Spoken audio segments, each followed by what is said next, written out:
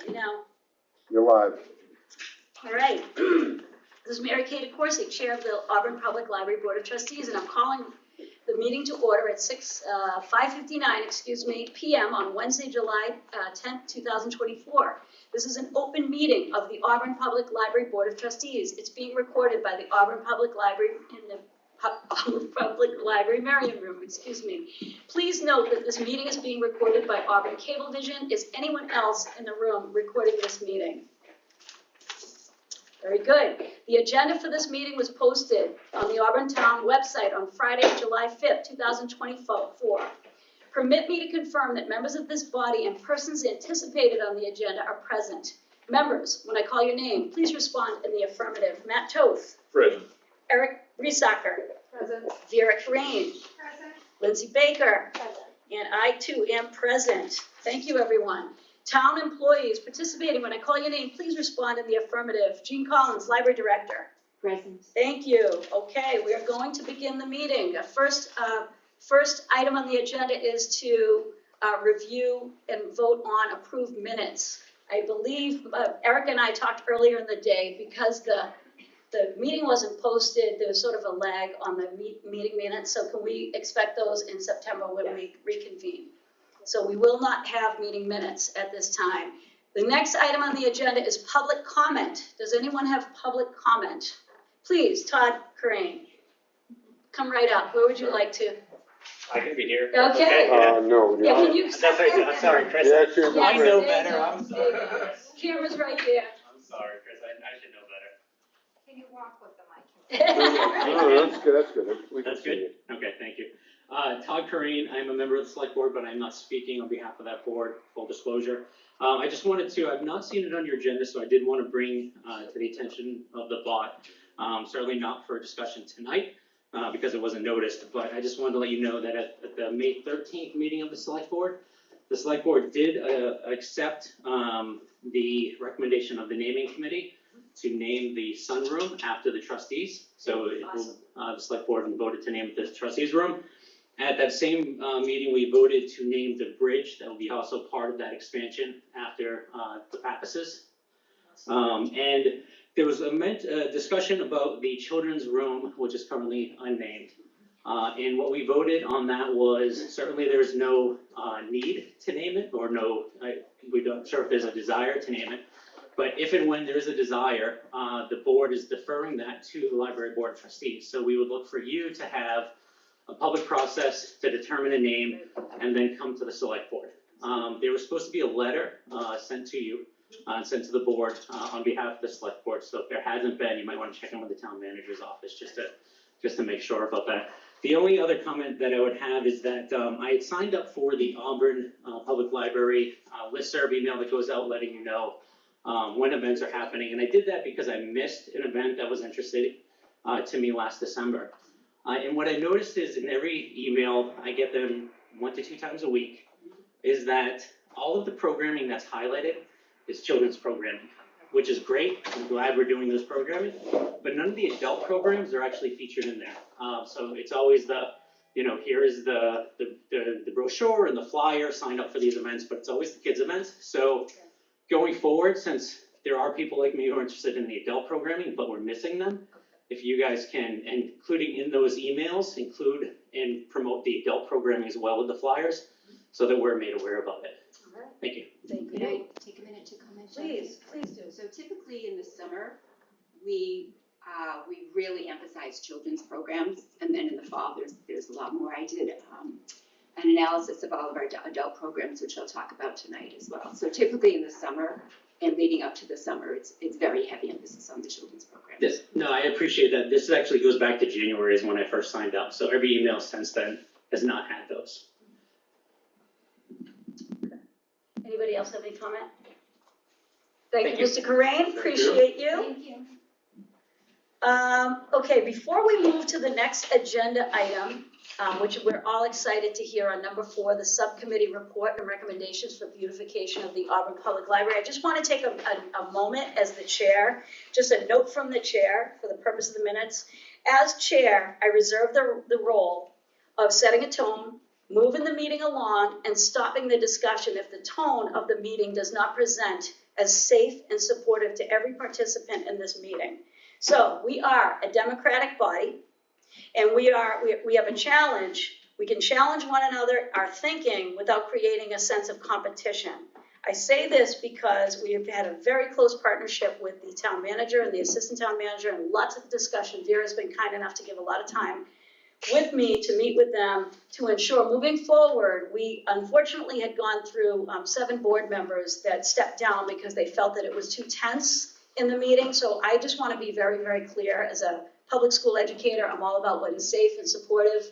Everyone needs to have a voice. This is a democratic party. I do want there to be tension, but I want it to feel very, very respectful.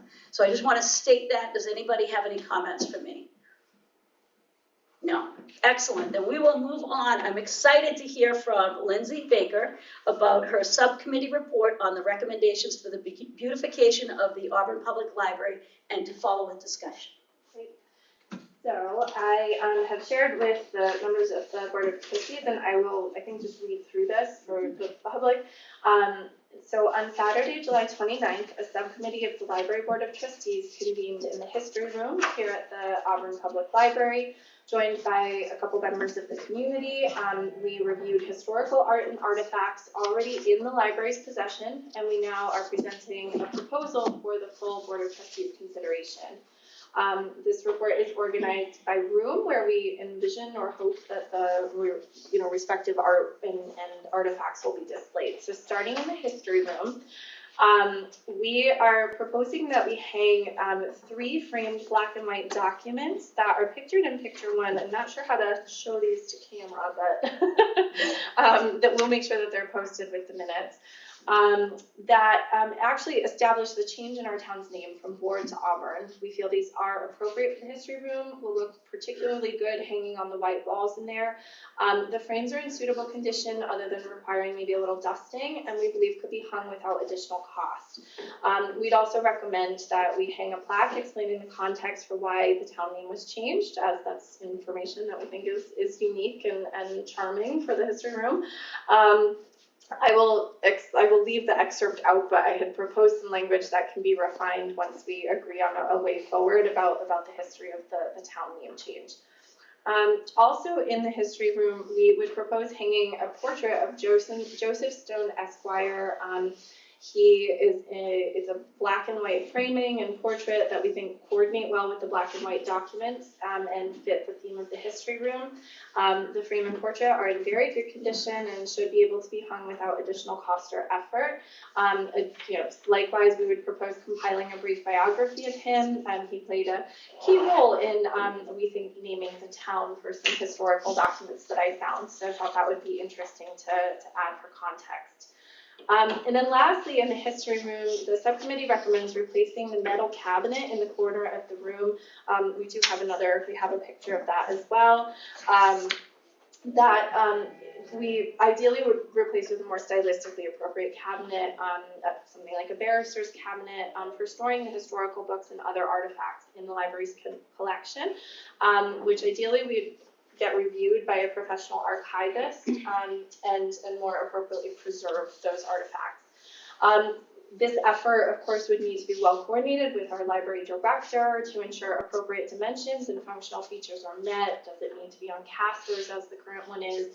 What type of folders or storage might the library need to procure to more effectively preserve documents in the collection? Funds would be needed to purchase and potentially retrofit a given piece of furniture if we agree and choose and represent that we'd like to move forward with that. It may be needed to replace the Ziploc style bags currently holding some of the documents. The subcommittee would like to recommend that the Board of Trustees consider either or both as a possible future opportunity to contribute funds and trust under the Board of Trustees management. The second room that we focus on and would like to see spruced up is the one we're currently in, which is the Merriam Room. The collection in the library's possession includes 4 portraits of members of the Merriam family. Leander, who built the first town library, Ebenezer, his father, Clarissa, his mother, and another woman whose frame and name placard are missing. The Board of Trustees committee proposes hanging the 4 portraits in their namesake Merriam room in the library, along with brief bios about the family and their contributions to the Auburn library system. The frames for the men's portraits are in very good condition. The portraits themselves were clearly reprinted and reframed. We saw older versions that had significant damage were also in the collection of artifacts laid out for us in the history room that morning. These we feel could be hung without additional cost or effort. The subcommittee also proposes that the same restoration treatment be afforded to the 2 women's portraits, both of which have significant sun bleaching and require new frames. Which you can see in the photographs. There's a crack in the glass, and one of them is just completely unframed and has some small holes in it. The subcommittee will conduct outreach to the Auburn Historical Society in addition to conducting online research to determine the identity of the second woman, as again her name placard is missing. We couldn't figure out who she was. And the subcommittee would like to recommend that this also be considered as a possible future opportunity to apply funds and trust to support the beautification of the library. And then lastly, for the Merriam room, I learned some history while we were gathered that we would propose that the library ascertain a framed photograph of the Merriam Library building, which is located at 102 Central Street in Auburn and currently serves as an office building for town staff. The subcommittee feels it's important to draw a connection between the current library and the original town library, as well as, of course, Leander Merriam, to highlight the interesting story. The effort should include reaching out to the Auburn Historical Society, as well as to the town manager and his team to identify any existing available artifacts and to be determined whether this would require funds to execute.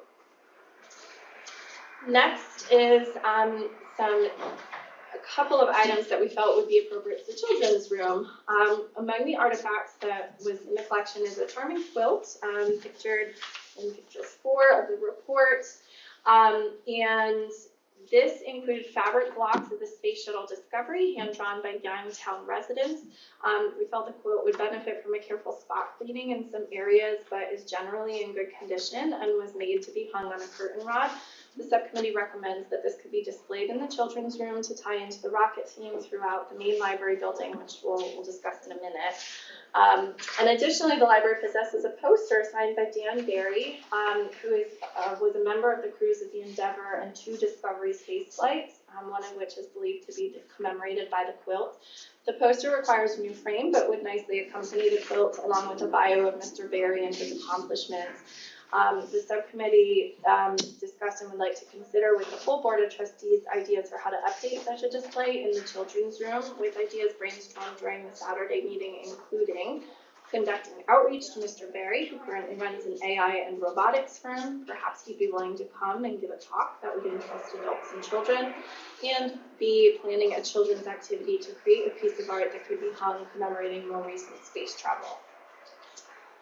Lastly, we will talk about the items that we felt would be wonderful to display throughout the main library building. The most impressive collection of framed historical art is the group of 10 items pertaining to the Goddard Bucket, pictured in number 5 in the report for those following along. The framed pieces are in very good shape, only appearing to require a bit of dusting and cleaning. The newspaper article seen on the floor, it's hard to see, but there is one there, is laminated, but just requires a frame. The subcommittee recommends that this collection be hung throughout the main library, along with brief descriptions of each image if possible, or a summary of Goddard's contributions to space exploration and his connection to Auburn, to create a museum-style display for patrons to take in. With recognition that open wall space is limited due to the design of the library building, this effort will need to be done in close collaboration with the library director to ensure the frames are best positioned for visibility while protecting and preserving the pieces. Other than purchase of one frame, it does not seem that additional funds should be needed for this effort. Also discovered in the collection is a plaque, picture 6, acknowledging individuals that have made meaningful contributions to the library.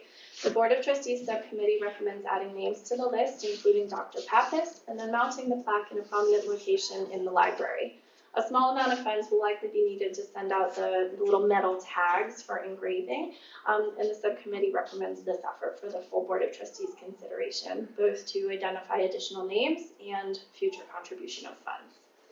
And then lastly, the collection included a poorly framed but well-preserved calendar commemorating the Revolutionary War as seen in picture 7.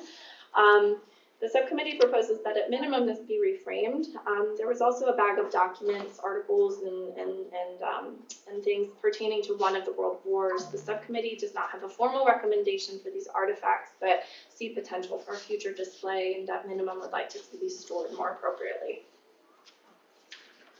And so concludes the report. Excellent. A plus on that one. Thank you. Excellent. Before anybody comments, I just want to say that we will submit those pictures. Yes. I know, John, I'm just going to reach out to you. Is there any way that we can focus on those pictures, or should I just include them with the minutes?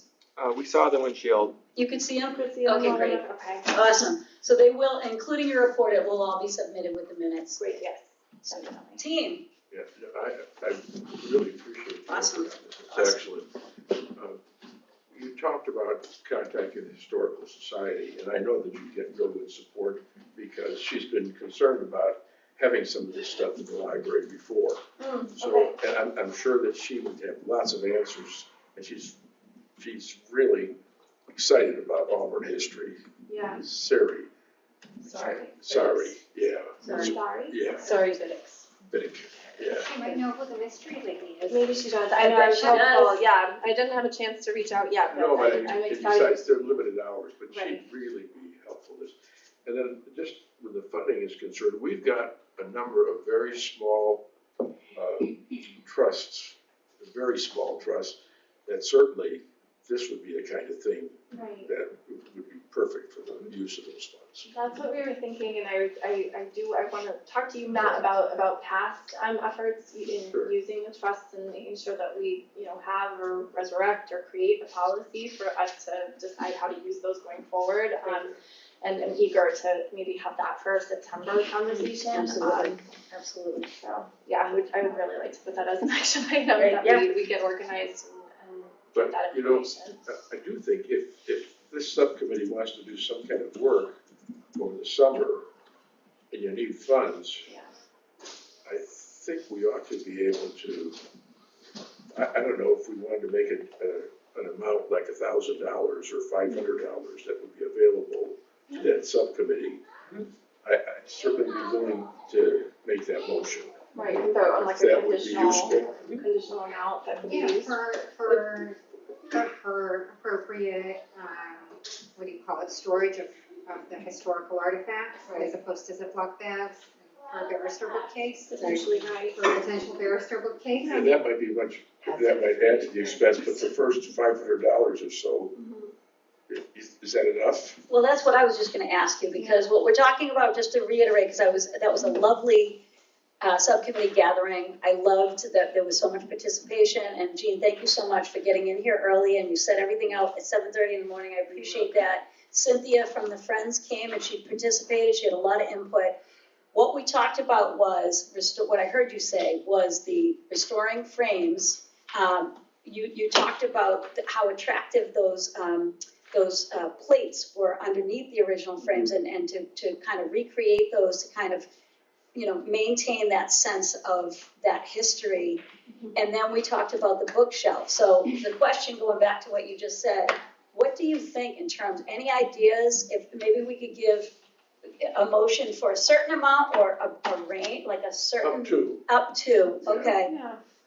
Yeah, I mean, I don't have a good sense. I have no idea what restoration. Yeah, Erica, maybe you have a better sense. So in just thinking about documents, right, asset-free folders from, and Gaylord is kind of the standard. I mean, there are other companies that do them, but asset-free folders at the very least for some of these documents, just for long-term storage. But as far as, like the furniture, I have no idea. Okay. And I think it would just depend on how many folders we think we might need. Do we need boxes in order to keep those folders, so you don't lay those folders flat, you keep them in boxes. I have some of that from the archives, so that's the only reason why I say so. I would tend, they can be a little pricey sometimes, yeah. but I also, having seen some of these, I don't think we need a ton of them Okay. for right now. They're very sturdy. Yes, I can actually show they you a last couple if you want, because, yeah. We're Well, very strict. We We're not- could also, we don't have to do all of these at No. once, No, no, so of maybe we course. start with, Sure. the appropriate filing and then, and maybe looking into some restoration and framing here, cause those feel like we wanna protect those portraits, I don't know, I'm just trying to think of which of Well, the ones we wanna prioritize. I'm gonna make a motion then, you could spend up to $1,000 that would come out of those trust funds, the smaller trust funds, to be used as you see fit over the summer. That's something that sees fit without having to come back every time we need another $100 for something. Okay, So is it fair to say there would be that allocation, but maybe an estimate for the remaining that we could get over the summer so that we could think Sure. ahead? Does that make sense? yeah, I think before spending money, we Right. would get the actual Right, cost and then we absolutely. may, Sure. okay, Agreed. okay, But at least you could, if you wanted to, get some of it done during the summer. absolutely, okay. Agreed. Second. I said, Go for it. All right, so that's second, just gonna do a quick, was that you, Vera? yeah, Okay, great. So just for the minutes, it Yep. was, what was the actual motion? To set aside, allocate $1,000 for use in order to begin the process of restoration of library documents and historical artifacts, yes? Yeah. Okay. Good. So I have a first motion made by Matt, second Vera, Erica, Yes. Lindsay, Yes. and I absolutely unanimously support that 100%. Excellent, thank you, and thank you for all that. You were just such a leader, and you were so enthusiastic, and it was awesome to have Annika, and just all the dialogue, like, we were having so much fun with history, and we were so excited, and that's what learning is all about, so, thank you for that. Absolutely, and I think just before we move on, I wanted to hear, Jean, from you around just how best to coordinate on this going forward and making sure that we're in tight collaboration, so Yeah. that we're not obviously making decisions without knowing where things are gonna go. Yeah, and I can also kind of pull out some of the acid-free boxes too. They come in all shapes and sizes and everything. Maybe that'll help you get a sense for what you should be looking at. Okay, Thank you. Happy to meet with you anytime. okay, Awesome, and do you have a name for your subcommittee? well, you suggested, I think, like the beautification. Whatever you call it, it's The yours. library beautification Oh, are subcommittee. you okay with that? I'm fine with that. Okay, that's because I fine. want to make sure, we had a nice meeting with the town manager and the town clerk, and they just asked, and I respect this very much, in order to not cause confusion, if we have a subcommittee that we provide the title, who's the leader, and make sure that we post everything, that we're having that meeting and that it's open to the public. Excellent. Any other comments before we move to item number 5? No. Okay, item number 5, Vera. it's me, okay. So, ahead of the last meeting, I had sent out a report that I had compiled, and the history to that report is that Mary has been urging all of us to go to other libraries to see what the other libraries have, how they compare to our library, just to kind of get a feel for it. And, we're all busy, but she finally dragged me to Webster, which is really so much wow. So much wow. It's huge. It's got all the people. It's got all the programs. It's got all the books. And I was really impressed. It's also a new building. And Webster, let me just say up front, is not a direct comp to us because they have a smaller budget. They have a larger population.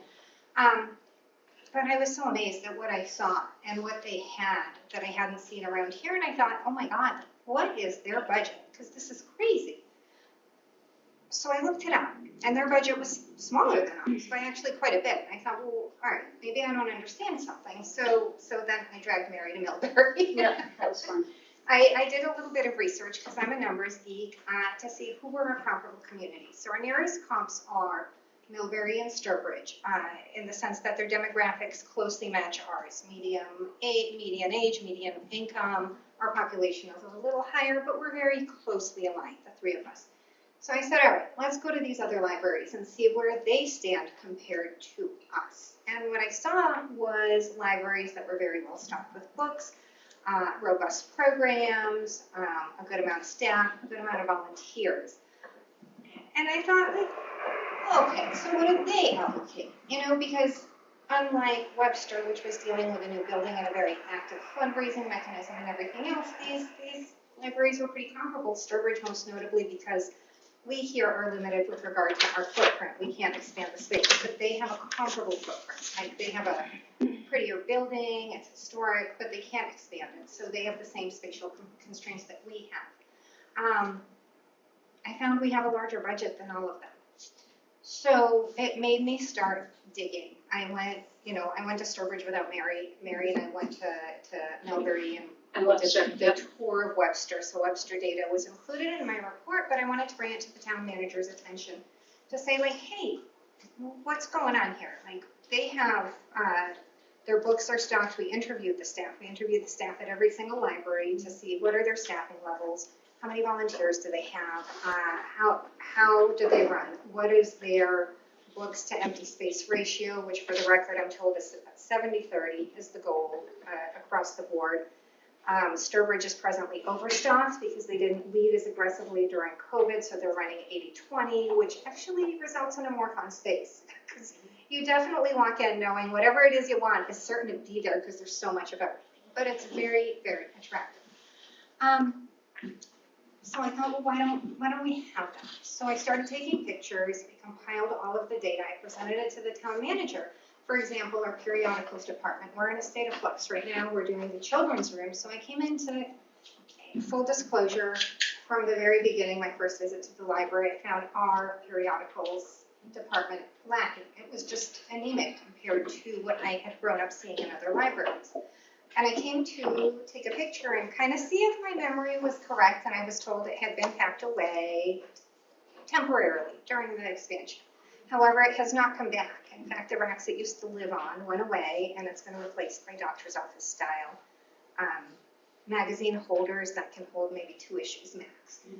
Compared to Sturbridge, which has 60 unique magazine titles for adults, and compared to Millbury, which has 40 unique magazine titles for adults. We presently have 0, and we aspire to have a maximum, if I recall correctly, of 18, which would include children and adults. That to me is not, why are we falling behind with the kind of budget we have? I walked through the area and I took pictures. I did not bring a copy of the report. It was 40 pages with all the pictures. But compared to these other libraries, our shelves were bare. We had so much empty space. And even though we are in the process of moving, it's still a lot of bare shelves for a very prolonged amount of time. So my personal experience as a library patron is when I walk in here, I find things in spite of myself, because I expect I won't find what I need, because I'm just astonished at the amount of empty space. And I'm a lover of libraries, I am. But it really made me think, why are we falling behind? I looked at our programs because there's a heavy focus in this library on kids programs. We have fewer program offerings for kids than anyone else. Our kids area also lags behind in the sense that they have better spaces, more things. Millbury is a bigger space, so it is what it is. Sturbridge, all of them have better decoration, more modern furniture.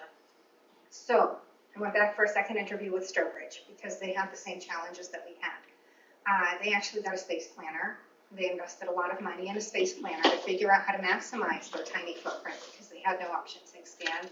They gave me the name of the space planner. That person went in and reconfigured their space to make it visually attractive. They have appealing bookshelves. They have a great floor layout.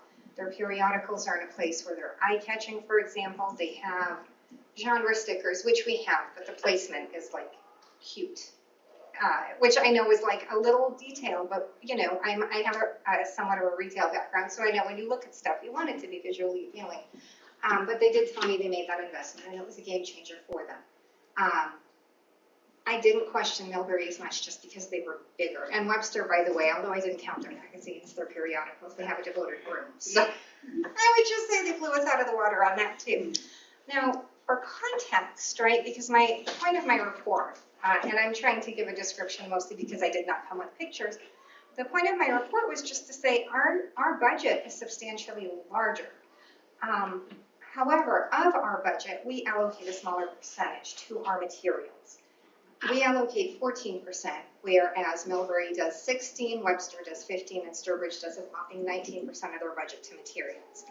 I don't think that quite explains the disparity because even so, our budget, for the numbers I pulled, this is not the most recent data, but it trends for everybody. So from the year I looked at, we had allocated 97,000, Millbury allocated 83,000, Sturbridge had 113,000 because they're giving a bigger percentage, right?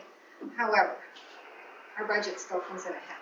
In fairness to Jean, when I met with the town manager, because the library is not fully staffed, part of the budget has been given back, but the materials portion is maxed out, as it should be, right? We all want a robust library. So basically, the conclusion of my report was if the town of Auburn is allocating so much money to this resource for the town people, why are we not keeping up with our comparable communities, right? This is a resource for our community. People want to find books. People want to have programs. This is why I've been pushing on adult programs. And Jean did send us a thing about adult programming, although I have to say, all of these libraries had their programs advertised everywhere, colorful flyers on the desk, in the elevator, on the door, as you walk in, and a mailing list. And they had a lot of adult offerings. They had cooking book classes and butter making and drawing and craziness that I just don't see here, and we'll get to the adult programming later, but the point is, if as a board of trustees member, I don't know about our adult programming, how many people in our community know about our adult programming? So that is kind of where we're at with the report. Mary and I met with Ed and Dory, we went over the numbers, where it was like, I mean, if we're giving money back, there's money to do more than what we're doing, but why are, yes, did you have a question? Okay. We're listening actively. We recommended a space planner, but we really recommended a thorough look at the data to find out why we had so much less. And honestly, we have less across the board, right? Kids programming, the decorations, which Lindsay has, which the beautification committee has covered, books, periodicals, you name it, we're falling behind. Why are we falling behind?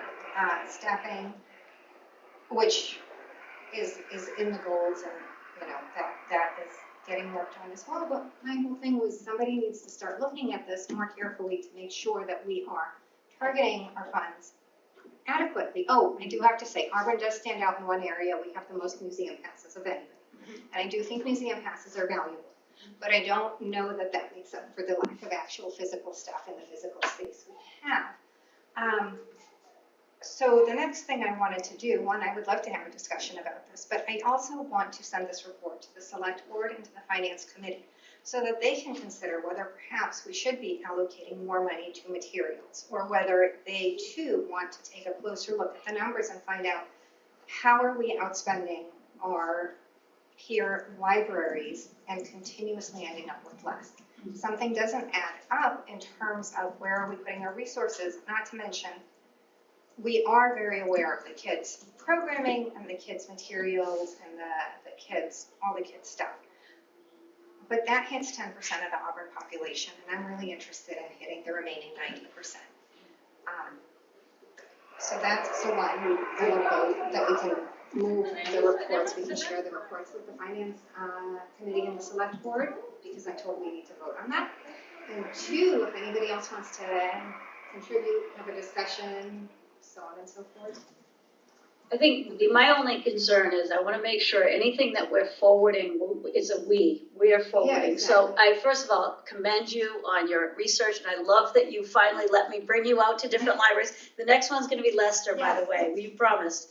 But I just want to make sure, like one of the things that I said in the beginning of the meeting was, this was not as much of a democratic environment before. It felt very competitive, it felt very difficult.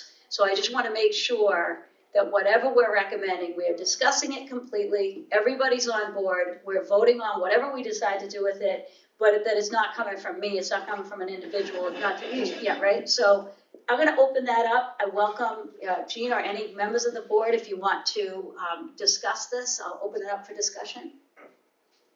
Matt? I appreciate the work that you did on Yeah. that. Thank you. Very, very interesting. I think the subcommittee, maybe taking a look at the data and just making sure that we're comparing everything, Okay. equally Okay. between each community. Before, I think it's good for us, but before we send that to the Board of Selectmen, I'd like to see if maybe a subcommittee would be interested in just taking a look at, is there sufficient data there, comparable data between these libraries? And what you've said, there certainly seems to be. Yeah. But I think that before I would send it to them, I just think you ought to have some eyes, and I'd like to ask some questions on it, and I'd be happy to send those to you, some of the comparative things. But I really think it was an important step I do, I agree. to start this process, because we know that the visual, as you go into some of these other places, is pretty stark. Yeah. And so, but I'd like to make sure before we do anything with the Board of Selectmen, that we've got our data in a real comparative form. We got Well, we got our data. see, I bet I don't have all that. It's part of the report, it's just, Is it? Okay. it should be, I'll go over it, but it has our total budget, our library materials budget, the director's salary. I didn't get into the minutia of non-director because that gets a little bit like in the weeds. We have the state aid each library receives, we receive the most out of all of them. And in fairness, Webster is here for a little bit of context because they have less and they are able to do more, but they're not a direct comp. But I do have the demographic data as well, including median income, median age, population, and population breakdown.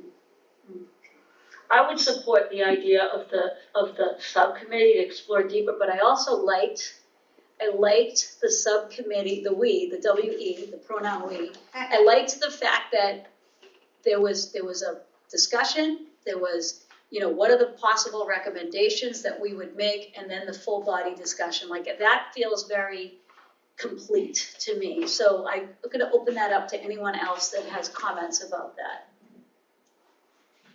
I think I agree to your point, Mary, just that formulating a cohesive, coherent, like unified recommendation as opposed to just sending the report, which is helpful and it gives a lot of data and context, but it lacks the like, well, what do you want us to do? What are we supposed to do? Kind of thing. And so that to me is I think the one area that I would think would just be it would lend a stronger voice to presenting it to other committees. That's, yeah. So do we want to do a subcommittee to review the data and compile some recommendations that we would like both bodies to consider? And I think maybe, I'm sorry, I don't want to interrupt you, but I think deciding as a subcommittee if there's more data that we have to explore. But I also, going back to the point that you just made, Lindsay, I think in a constructivist approach, I don't want to present to the select board that we're bringing up a problem versus bringing up some comparing different libraries and saying, are we doing the best for our patrons? Are we doing the best? These are our recommendations. So I would support anybody that wants to make a motion on the subcommittee with understanding that, as we said later in the notes, we are naming that subcommittee. We are, agreeing what the goals of that subcommittee are, and then we will report out on it in September. Does that work for people? Yeah, and I mean, in the spirit of transparency, it's kind of one of these things like when you look deep into the data, when you stand in each of the three libraries, ours, Millbury, and Sturbridge, setting Webster aside as not a direct comp, but a good example of what is possible. When you stand in the three, it feels like a hair on fire situation, and so there is an impetus to kind of get eyes on it to say, all right, we need to fix whatever's happening. But I'm totally willing to do a subcommittee and take a more thorough and thought out approach and gather more data if that would be helpful, because I'm just one person and I'm not the only I perspective. don't know that Laura data, but maybe it would be. And the other thing of the recommendations, I think it is helpful when you give a report to have some kind of recommendations. Yep. There. So I think that's, you've done a lot of good work.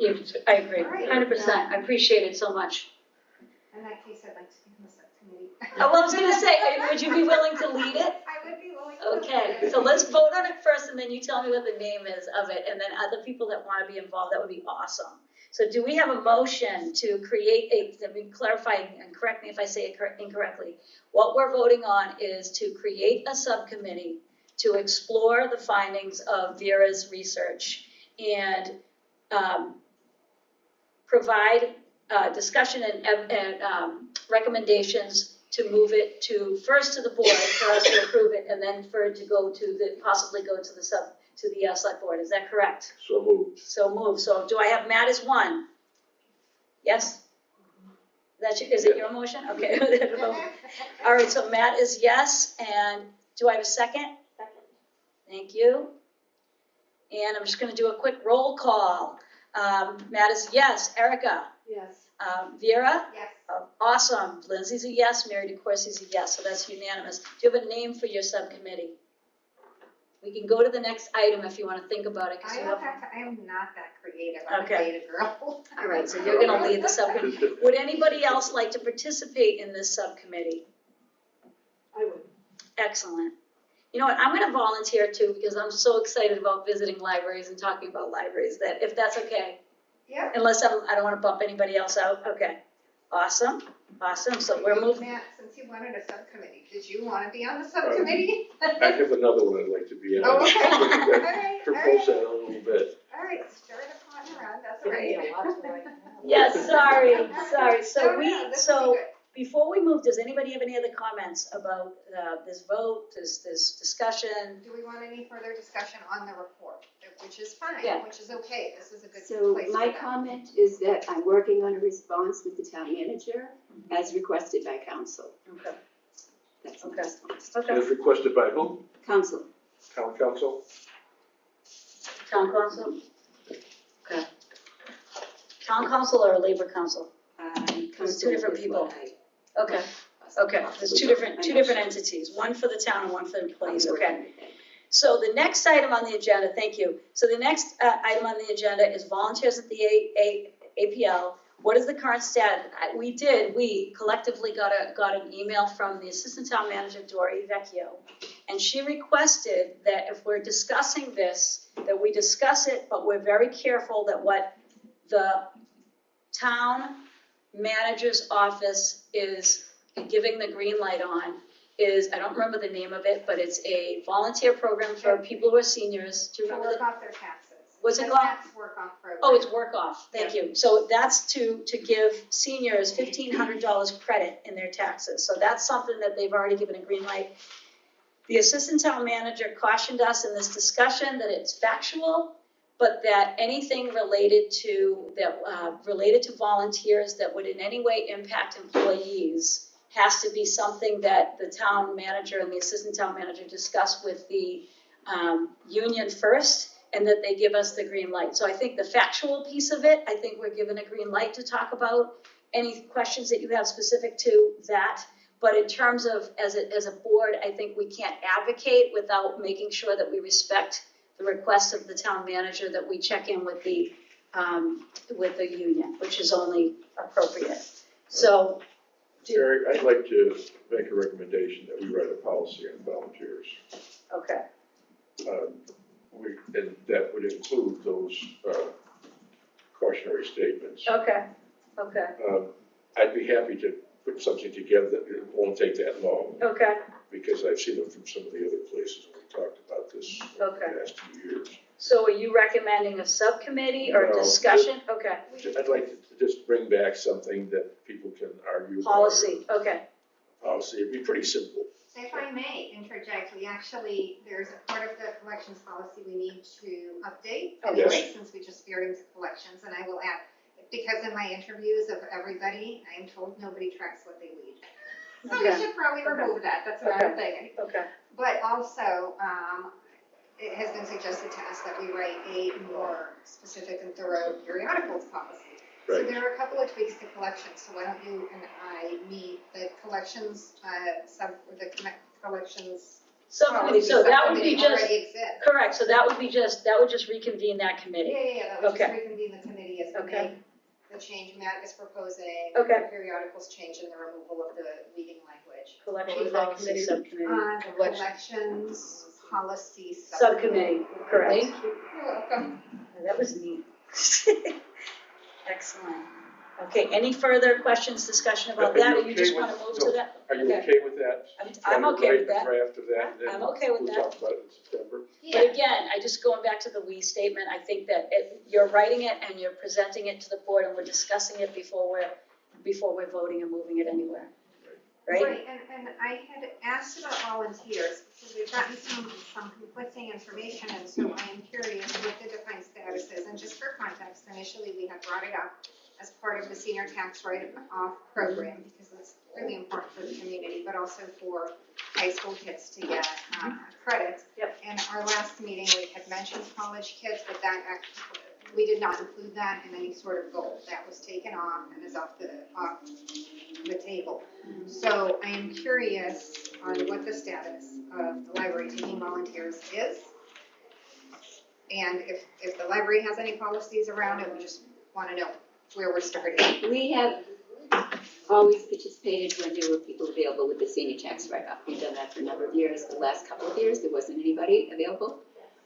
I have an agreement with the union rep, as long as library staff are also okay with it, that we give a couple of hours, or depending on what they need, to students in the Auburn schools, or if they live in Auburn, go to another school, if they're looking for some hours for their scholarship or National Honor Society or something like that. And that's worked out very well. The staff is always aware of it. They, at any time, the union could decide they don't want to do that anymore, but they're very, we work pretty well with getting that done. It's not a lot. We don't recruit. We absolutely would not want to recruit. And the union would not allow us to recruit. So they come here and they meet with me and we work something out, because we always want to be, helpful to the Auburn students. Thank you, Jean. Any other comments or questions? For historical context, Yep. for everybody, including, the public watching, based on ARIS reporting, in 2017, this library reported 104 volunteer hours for the year. In 2018, it was 52 hours. In 2019, it was 63 hours for the year. In 2021 and 22, there were no hours. Obviously, we have the COVID state of emergency, so that's completely normal. And in 2023, there were 43 hours. So it would appear the definitive answer is yes, there are volunteers within the parameters of what fits into the union contract. But that way we can kind of establish that they exist. Mm-hmm. We managed to not step on toes because Jean finds takes the volunteers in the way that is acceptable. Thank you. Any other commentary about that? So I could also mention the Friends are the volunteer group. We certainly, they're always looking for volunteers. Anybody who wants to volunteer, the Friends are more than happy to welcome them into what they do for the library, which is considerable. Does the Friends work for the tax write-off? No. Okay. I mean, that's the biggest concern here, is making sure that that is available for the residents, because, during tight times, we want that opportunity available to seniors who And qualify. I work with the senior center director on that. Okay. Yeah, we don't have any greater volunteer group than the Friends, that's for sure. That's Friends work That's for enough? credits. Okay. Just want to make sure. Does anybody have any comments about that? Very good. Just thank you so much for letting me move us along. So before we move on to the director's report, I wanted to make sure. We're on number 7. Prior to objective, yes, sir. That's what I wanted to get to. Oh, So, yeah, I'm sorry, I misspoke. What I meant to say is before we move on to the director's report, I really want us to prioritize what goals we want to accomplish for next year. I only listed a few of them on the report, but I think we need to move forward in the direction of subcommittees to accomplish what we want. So tonight, I was excited to hear that Lindsay's going to take the lead on the APL Unification Subcommittee. The volunteer policy will be examined by the reconvening of the Collections Policy Subcommittee. And then we discussed, of course, volunteers, but I know that there's a number of other items related to goals that members of the board want to discuss. So if you could just discuss the goal first, and then what your vision is, if in fact we were to move forward with the subcommittee, or how we move forward. I'd like to hear that, and then we could vote on it if there's a vote. I'd like to talk about the library of things. And what I'd like to do is to establish a board of trustees subcommittee with community members to design a program for a library of things based on the current professional library literature and other local libraries, and using community surveys, social media, and other appropriate methods to determine interest from the Auburn community. The subcommittee would also explore funding resources for the Library of Things. I would propose that we have 2 trustees, someone from the town manager's office, a person from the Friends, and some other Auburn resident who might not have as much involvement with the library, but some other local resident. So that would be only 5 people on that subcommittee, so that it'd be manageable. But it would be to take a look at some of the materials that we've reviewed in the past on the Library of Things. You know, it's funny, one of the things I think, Mary, you'd mentioned before, hotspots. And I've gotten a huge amount of material on hotspots, and I'm wondering, have we ever considered hotspots? We did sort of an in-person survey. I also look at all the comments from other libraries who are using hotspots. There's very little interest in our library, and then you have to also consider that you've got to, you have to contract with that because you've got to pay for it, and a lot of them are lost, and so libraries kind of like pulling back on that because they don't return them. So it's a lot of issues. I'm not saying I wouldn't consider it again, but at the time there wasn't, and we weren't ready to go forward at that point with the Library of Things, which we are now. When we're working on it this summer. Yeah, I've gotten the material from the Worcester Public Library, from Boston, from Springfield, and it seems pretty enthusiastic. So, but it's true, we probably need to, on any of the things we do some surveys to see if people in the community are interested or not interested. But I thought that was really important because it certainly does extend the internet to more families that might not be able to have it. And the libraries set pretty strong policies on it. I don't know how easy it is to enforce them. I've not talked to anyone at these places, but when you lose something like that, you pay for it. Right. I will say that I reached out, unrelated to Library of Things, but that was a follow-up question. I was asked by my principal to go out and literally door-to-door raise funds for field trips for this school year because we ran out of ESSER's funding, which paid for a lot of things that weren't out of a natural budget after COVID. So I did ask the question about specifically how did they start the Library of Things. That was my lead question. I was asking for leads about how to get out and get donations, but I said, do you mind if I ask you, because I know we're gonna discuss it in an upcoming meeting, like what he did is he brought out the hotspot, he showed it to me, it was encased, sort of like a transistor radio back in the old days. Everything was right there, you open it up, he stated that they lend it for 2 weeks, then they keep it back for 1 week so that they can recharge it, and they don't allow people to consecutively borrow it for more than one. But he said it was a huge popular thing in Webster, which of course is as far as economics, it's a very challenged community. I didn't ask if whether or not things got broken or lost or whatever, but I would say that he encouraged us very strongly, if we want to start a Library of Things, that was the item that would really draw attention to the fact that we could lend things out for free and people could have access to Wi-Fi at their houses. It's interesting. Yeah. You know what, I made a mistake in this motion. Would be also a person from the library, staff librarian. Okay.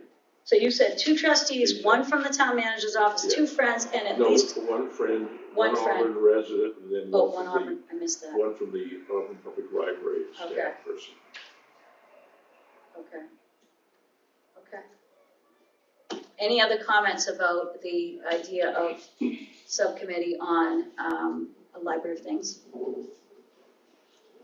Would you like to make a motion on that, sir? To make a motion to establish a Board of Trustees subcommittee with community members to design a program for a Library of Things based on the current professional library literature and other local libraries, and using community surveys, social media, and other appropriate methods to determine interest from the Auburn community. The subcommittee would also explore funding resources for the Library of Things. When I did a little bit more reading for today, this won't happen in a week or two, because you really have to think pretty carefully. You've got to do that community survey, because if no one is interested in it, it's really useless to really get excited about moving forward with it. We've got to find out, there's a whole list of things that are possible, and you can point those out and ask people if there's something that they'd be interested in. If they're not interested in any of that, well, then we can use the energy someplace else. Yeah, I mean, I have seen interest via Facebook groups, because we have a number of Yeah. our Facebook groups in the library of things, in the sense that people talk about, oh, hey, this town has one, oh, hey, that town has one, why can't we have one, right? But then I think what's great about the subcommittee you're proposing is that you have such a broad cross-section of people that they can all talk to different people and find different ways to collect the data. So, you know, like, I'm all like, yay, label maker, but somebody else might be like, a hand mixer would be fantastic. So would that be part of the subcommittee, would be sending out a survey Yes. to Auburn Rev? Okay, okay. Any other comments, questions, suggestions? Who would be the other trustee person that might be interested? I would be really interested. Well, you know, because I'm really Okay. interested in surveying Good. people anyway. Unless I don't want to step on anyone's toes. Yeah, I'd be very interested. Well, we post meetings anyway. Yep. So. Yep. We get whatever feedback we need. Again, any other comments, questions? Okay, do you want to make a motion on that, Matt? Just did that. You just did, all right. Who's got a second? I've already got it written. Is that you? Who's No. the second? I'll second. Oh, all right, just gonna do a quick roll to call. Matt is a yes, Yes. Eric is a yes, Vera, Yes. Lindsay, Yes. Mary's a yes, so that's unanimous. So we now have our subcommittees on beautification, volunteer policy, which is part of the collections policy, and we have libraries of things. Does anyone have any others that you'd like to prior? I have to name mine, I know. Yeah. I mean, We've established it, we've just seen it. Well, you called it a collection policy. Do you wanna? No, I mean, I think I had named my report The Health of the Auburn Public Library, because that's really what it was about. Okay. Like, we all want the same thing. Okay, So, how healthy is the library? You Okay. know, in the big scheme of things. okay. But as far as goals, you know, one thing that I'm curious about, we put on the goals reestablishing the periodicals. This is a favorite department of mine, so yeah, I will keep looping back around to it, because I'm always cognizant of its absence. But to my earlier point, the periodicals as it used to be was very thin and not enticing to the community, as evidenced by the fact that, you know, Jean has reported in the past, it just wasn't getting a lot of traction. The stuff there wasn't getting a lot of interest.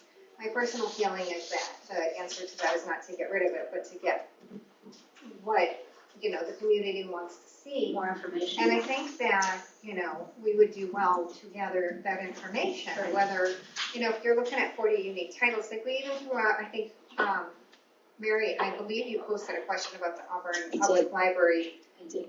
not about periodicals, right? Right, I right. mean, you posted some other question, and then people were coming in there with like, I'd really like to see Right. Pioneer Woman Magazine, I'd Right, really right. like to see whatever. So we got Clean, really. clean eating. Like there was some Yeah. really interesting suggestions, things that I wouldn't think about. I think you asked broadly, what would you like to see in the Yeah, library? that's right. And a lot of things centered around periodicals, Yeah. whether it was large print or a particular newspaper or particular titles, things that we wouldn't necessarily think of. But I think that if we can come together and maybe make life easier for the library director to say, like, we've surveyed the community, here's what people want, let's see if we can put our resources into it. That way, you know, money isn't wasted getting, like, say, Life Magazine, and then nobody wants to look at Life Magazine because they want to know about fishing, gardening, and cooking.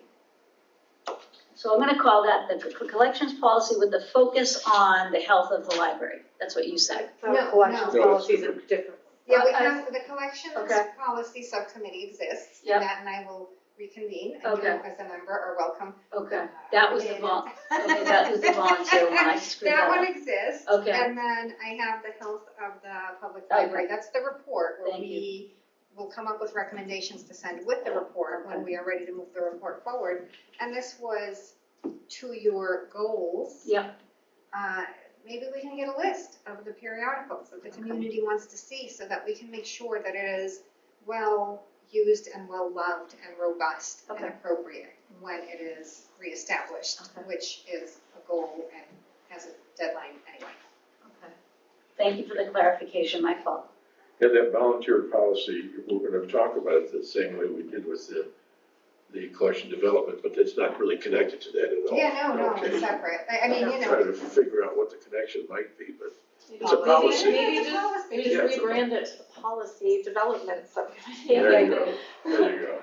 we have the collections policy, and although we voted to accept it, Yeah. it is a living document Sure. to be continuously updated as we see fit, or as we find, that something isn't a thing Yeah. that we put in there, like tracking weeding, which every librarian I spoke to was, that would be like making a list of what you declutter, and it's like, fair, I will stop asking. Well, just as it's, you have to make a list of what you declutter, because you're decluttering it, you're Yeah. taking it out of the system. Right. So I don't know that it's a separate step, but I don't really care. But Yeah, it was yeah. just one of these things where we have it in there, but nobody seems to do it. I Yeah. asked every librarian.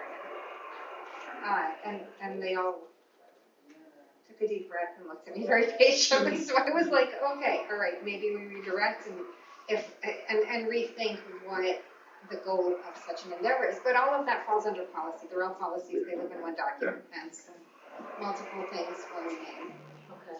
And just for clarification, because it was an email that we shared, but it's not necessarily anyone who's viewing who hasn't been part of the email, we were asked by the town clerk to name our subcommittee so it didn't appear that we were changing our membership to our committee. So I just want to make that very clear, that when we have a membership, that's the membership. We also welcome other people to participate, but in terms of, we wanted to make sure that it didn't appear that we had this flexible membership of subcommittees.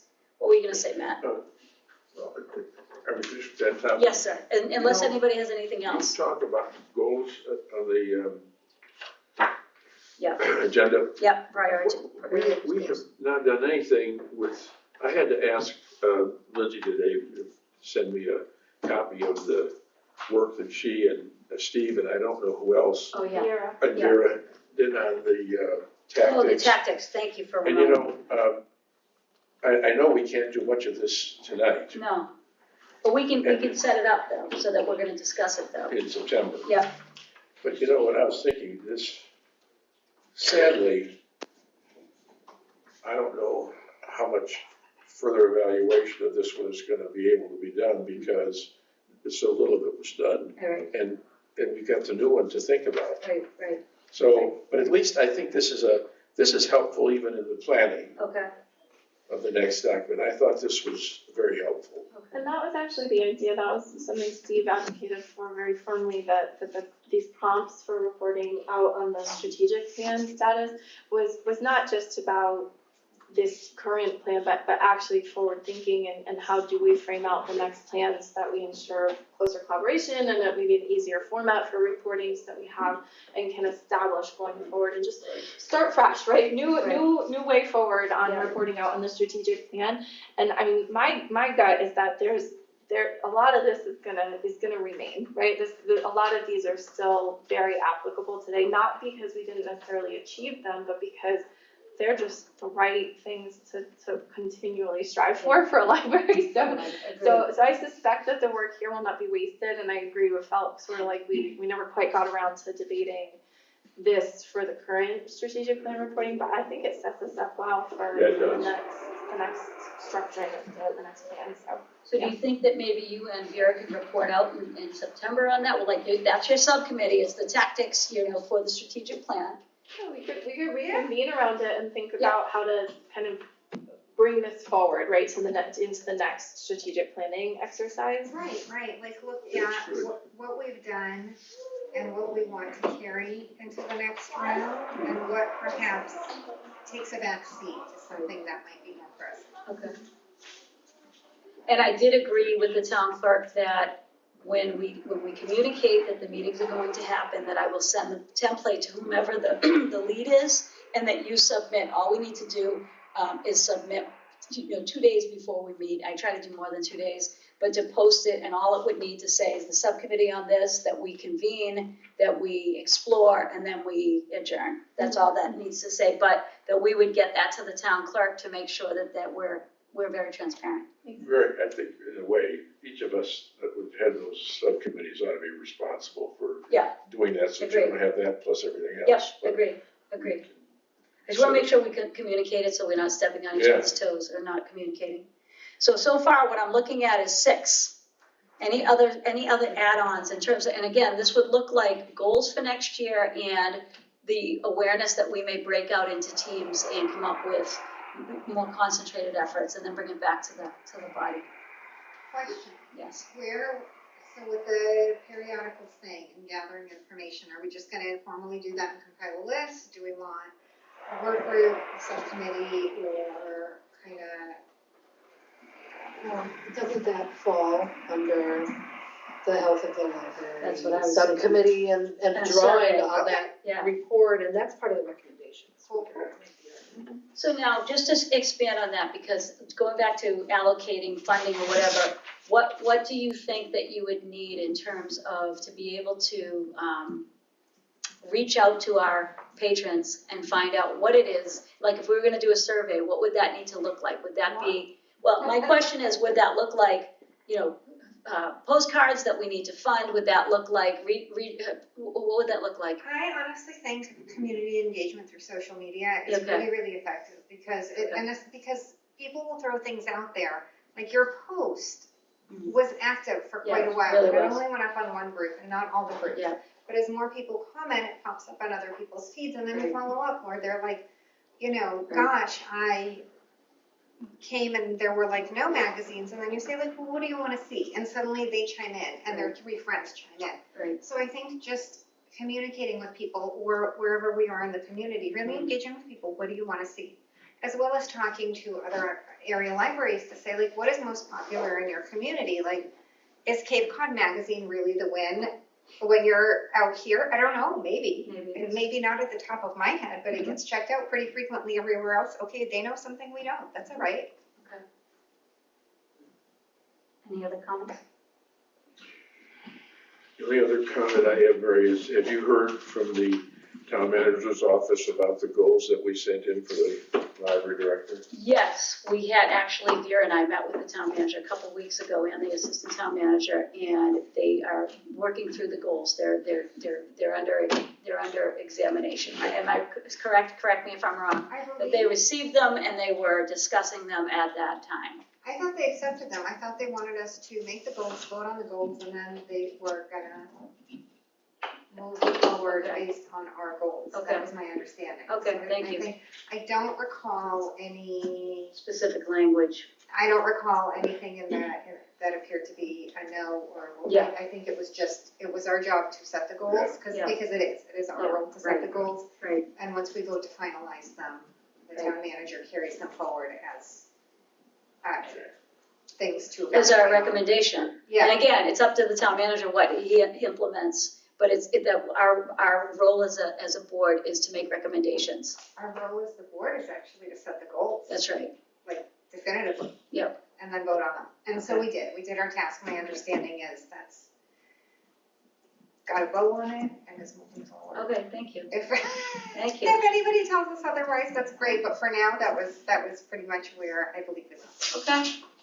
Thank you for that clarification. My pleasure. I am the resident policy one. Yes, you are. Thank goodness. Okay. Mary, I Yeah. have 2 questions. Yes. So one on the strategic plan tactics subcommittee. Yeah, yeah. How's that? Since Steve is no longer a member of the board, I guess opening it up to see if anyone else would like to Yeah, I join was hoping that you would. endeavor with Vera and I. Yeah. I have to say, wait, and just a point of clarification. It was clarified to us by Ginger that because of the way we arranged our meetings and ran our meetings, we were technically a work group and not a subcommittee. Sure. Which, tomato, we still got the work done. It's because, Oh, it's okay. that's interesting. Well, because if you're a subcommittee, you meet in one of the public spaces, like the Miriam Room, and you put out an agenda and you send the notice so that members of the community can come. But in fact, what we did, and we did not vote to accept, we just worked on a thing and then we brought it back to the committee, we met at Dunkin' Donuts. We pulled it together, we sat there and we hammered out how do the tactics translate into questions upon which one can be evaluated. So Ginger said technically this is a subcommittee, or rather a work group, which follows different rules. It will be so much easier as a work group. I mean, I'd still post things because you're not hiding anything, Yeah. but it's just so complicated to make sure it's a few days ahead of time to make sure that you put in your minutes. I Yeah, wonder if we can get a clarification from her on I have a clarification, I'll send it out. I Okay. didn't bring my notebook, but I took notes because I was like, the reason I asked was when we met, I wanted to make sure that I wasn't breaking rules, because she was very clear. Yeah. Subcommittee members can't change, the subcommittee name can't change, Right. unless someone, of course, leaves the board and we get a new member and we have like a vacancy.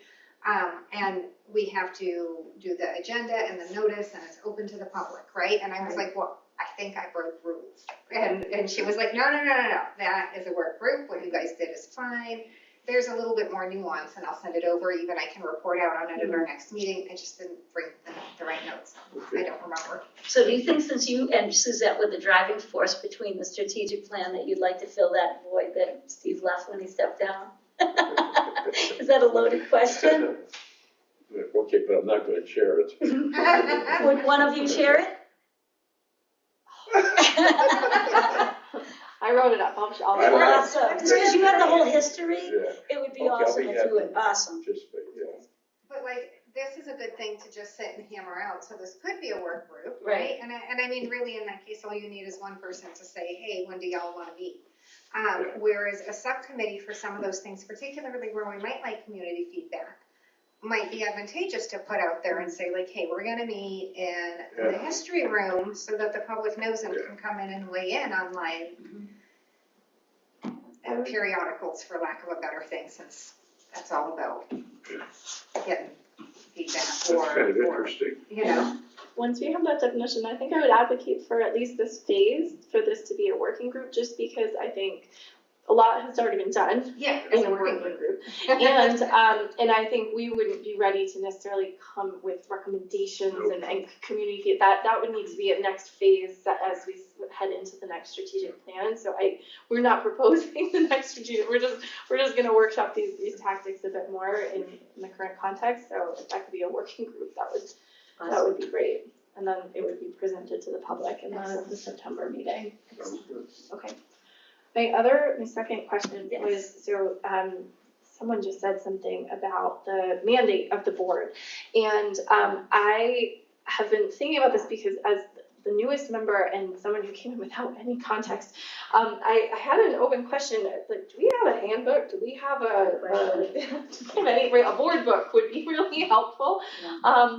And obviously there's a lot of resources on the MBLC website, but I understand there's some differentiation, there's some nuance in how Auburn's board is structured based on Auburn's bylaws and things. And so I don't know exactly what that looks like. Maybe it's a working group, internally with the board, to start to compile something that would be both onboarding for new members, but also I think it's A handbook.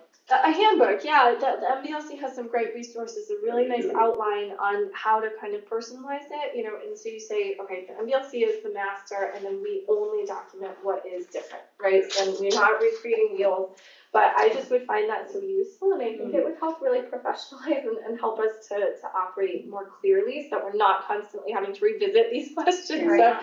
So what is the mandate, what is the role, so. I think you're right about that, and I think it's been clarified in a very different way in the past year, 6 months. Yeah. There's no reason that we can't take a look at a couple of the handbooks and then have a conversation before we get too deep into it Right. with the town manager. Right, yeah. But I think you're absolutely right, because each of us come on without any real information. Yeah, and it's hard because you read the MBLC resources, but then you're not sure, I'm not sure still where the line is. And I think we should very clearly define it. I think it can only benefit all of us. Right. No, I think it would be really helpful to outline like what our roles are, like goal setting, for example, that is a key role that we do, or policy making, right? We're a policy making body.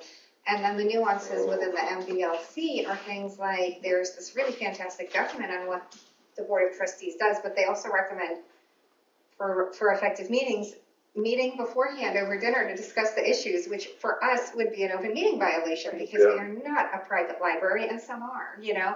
So parsing that out, or the difference between a subcommittee and a work group for members that come after us. So did you want to participate? I don't want to make you lead another thing, but so whether it's a workbook or a subcommittee, that's a goal that you would like to see us explore. And would anybody? I'd help with that. Okay, I would too. Okay. awesome. Awesome, and thank you for bringing that up. Yeah, I think keeping as a work group, it's something we're gonna Yeah. just do our research and Yep. we can compile and then come back to the board and then we Make can, recommendations. yeah, we can go from there. I love that. A lot of the communities have those, and we can also contact some of the communities that might have a difference from the Mass General laws on libraries. You know, I forgot, there was some other, we talked about some other policies. I know about the periodicals. What about library hours? Gotten a few questions about how many 4-day closures we have, and then evening hours. Okay, I think those are things that we ought to have a conversation about. okay, so that's gonna be a goal, but not necessarily a subcommittee, That- right? Right. Okay. That's actually covered in my Health of the Library Okay. report, because Millbury and Sturbridge, their hours match, pretty Okay. much.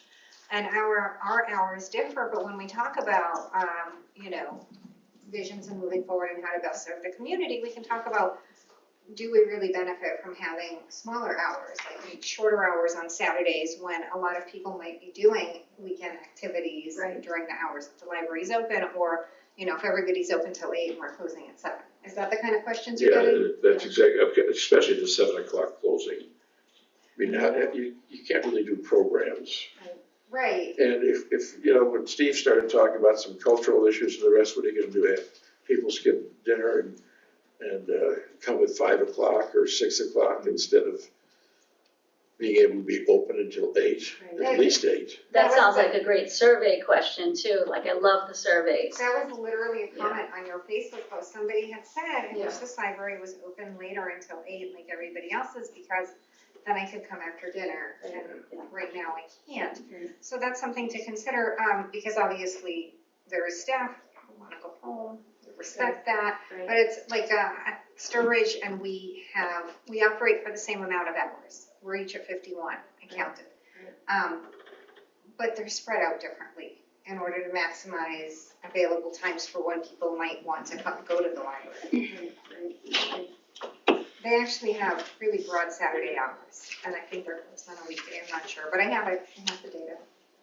So just a point of clarification, just for anybody who's not part of the board, is that we were given very different information about what our role was for many years. So I will give credit to the town manager, Ed Casanovich, and Dory Vecchio, that they've met with us to clarify completely what our goals are, what we have, what is our purview, for lack of a better way to say it, and how to stay, as they've made it very clear, how to stay off subjects that would put us in a place where we might be considered not respecting the union rights. So I just want to clarify, and thank you for clarifying the point about the recommendations, because again, I've been on the board now for 6 years, and I've had varying information that the town manager and the assistant town manager has been generous. They've been generous to go over any questions we had and clarify. So thank you. For anybody else have any points or questions before we give Jean the floor for the library director report?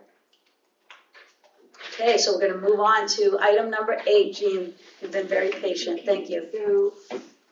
So, just a couple things about facilities, and number one is I had sent you update number 12 about the children's room expansion, so I'll just go over this quickly.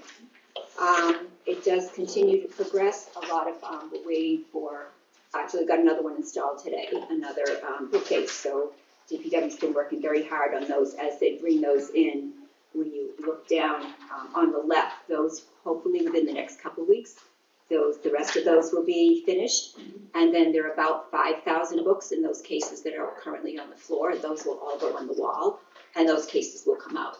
And so then we'll be able to add in some seating. There's a big technology board that's going on the wall. There's no room for anybody to use it right now. And a number of other things. So we kind of wait. And then on the other side right now, where we have all the movable racks, that's going to take them a while. These are custom made, but it does take them a while. As they move forward with all of those, then those will also go, against the wall. We do have a number of other things in the queue. Some of them take a while to come in anyways. But certainly some seating, we have it's sort of a digital table game board, like playing digital Monopoly. There's a whole menu of things that you can do there. So we are continuing to, improve the room and continue to work on it. Children have been using it a lot. We do request that people let us know before they go in, and then we're pretty adamant that to keep it, we have to advocate for kids 6 to 12, and people have really been really wonderful about that. Sometimes somebody's a little disappointed because they can't go in, and we might make an exception there's a sibling just so they go in and just see what's in there. Because the resources and everything are for 6 to 12. We do have, we have an obligation to continue to, advocate for that age group. So people have been really enthusiastic about it, very, very happy about it. Kids are bringing out a lot of books. When we're finished in that room should hold about 10,000 books for children for that age group, which is considerable. And then they do circulate. Books circulate quite a bit. So that's, if anybody has any questions about that, I'd be happy to answer them. As you can take a look, the rod wall is always used, the Lego wall, always used. But what we really like to see, kids working together who didn't even know each other in their building and using the table as well. I have a question. So you built out the kids area, right, but it's not expanding further. Is there a timeline? I mean, the room is there, Correct. so it's not broken. No. Is there a timeline for putting the adult portion back together? We're already working on that, Okay. and I will talk a little bit about that when I get down to the books and so forth. Our annual maintenance on the rooftop units is scheduled for, I think, next week. Hopefully we won't have any bad news, but that's annual. Before I came here, there were no annual checkups at all, and things had a lot of deferred costs, so we caught up with that, and so now we make sure we keep up with the annual maintenance, and hopefully it'll be okay. Just some faucet repairs and minor things other than that for the building. I'm going to move this up a little bit as the ARIS report. It's the annual resource information survey. I want to make it's due in August. I have not started it yet. We have been very busy with the summer reading program. As I had mentioned, I'm still essentially filling 2 full-time roles here, but I've never missed the deadlines, and I'll get it done. But I wanted to, in terms of explaining a little bit about it, it's the resource survey, so it's kind of like a spotlight in time. If you look at almost any library, a lot of those things shift. And for instance, if you look at program numbers, just as a for instance, when you're trying to compare, a program can be as small as somebody reading a story and doing a puppet show and a coloring sheet, and that's considered a program. Our programs are much more robust than that. So when you look at programs, you take that into consideration is what they actually are. That's the same for adult programs and for children. We put a lot into our children's programs, particularly. And neither is right or wrong. Every library is different. Every single library is different. Governance, budgeting, square footage, staffing, whether they have a union or not, hours, what they collect, what their community wants. Every single library is different, and I think that's really important to remember. So in terms of programs also, when you see that, you're not seeing, are those programs drawing 3 people or are they full? Our children's programs are always full with wait lists. So that's a consideration too. Just look at a number in isolation, it's out of context, and there's a lot of other things that factor into it. If you have programs that you draw 3 people, that program doesn't cost as much as a program where you have a lot of materials and you're doing a lot more things routinely. And our programs fill very quickly. So just to keep that in mind when you're looking at the ARIS report. Also, there's different ways of people sometimes interpret them differently. Newer directors interpret a little bit differently. The software changes. So it's a good survey. I like to look at it just to see the trends, but it's not really something that you could really take to the bank in terms of this number is compared to this number, because there's so many more variables to it than that. And you'll have that for the September meeting. I always give you a copy, so you'll have that in September. So under books and our reading and updating collection development, we continue with that. That's been a massive process. We've weeded a couple of times and shifted because we've had to shift as we move things over. So yes, you will see empty shelves because that's the process. We still have a couple of thousand back here. You have to wait until you're ready to put them there. We actually established a new shelving category for nonfiction browsing, and I actually brought some so I can just kind of tell you, because people think of nonfiction, it's, how do I do this, or how do I lose weight, or how do I gain my financial, get better in financials. But there's a whole lot of other nonfiction books. They're just great. There's stuff in there that's, nobody sees because nobody's going to find it because it's not in the browsing section. So we took it upon ourselves. The cataloger and I are literally going through the nonfiction section and pulling out the ones that we think would be like browsing. Because not everybody just wants it. I love to browse in the nonfiction browsing section because I don't always want a work of fiction. So some of them that I pulled out, just to give you an example what these are, The Girls Who Stepped Out of Line. And so this is stories of the women who changed the course of World War II. War Dogs. A Bitter Brew, Faith, Power, and Poison in a Small New England Town. The Children's Blizzard. I don't know if you've read that, but it's a very sobering story. Murdered by His Wife, The Absorbing Tale of Crime and Punishment in 18th Century Massachusetts.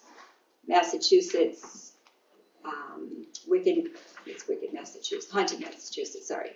And this is just a small classic Celtic fairy tales. So it's just a small sample. We're kind of pulling some from every category. And we shifted everything so we could put these near the other nonfiction books. So if somebody sees something in the 940s and they want to look to see what else, it's just really turn around and there's the 940s. So we shifted several times, and we're currently filling that. So it's not full because we're being selective about what we put in. And also some of the new nonfiction books will go into the regular nonfiction, but some of them will go into this new category. So that's been a lot of work, but it's been, I think it's a great category. We had to have a new shelving location put into the system for it, and put in a ticket for that. And so I think hopefully you'll have a chance to take a look at it. Some really interesting titles that just kind of get lost. And so we're kind of bringing them out. So we will continue to shift and to add and to weed. It is a major process. It's not done overnight. We are almost ready to, our signage is up there, but it's not exactly accurate, so we don't want to keep putting it up and changing it. But we're about ready to put the signage up there, and then I've been looking into getting some signage in Braille as well.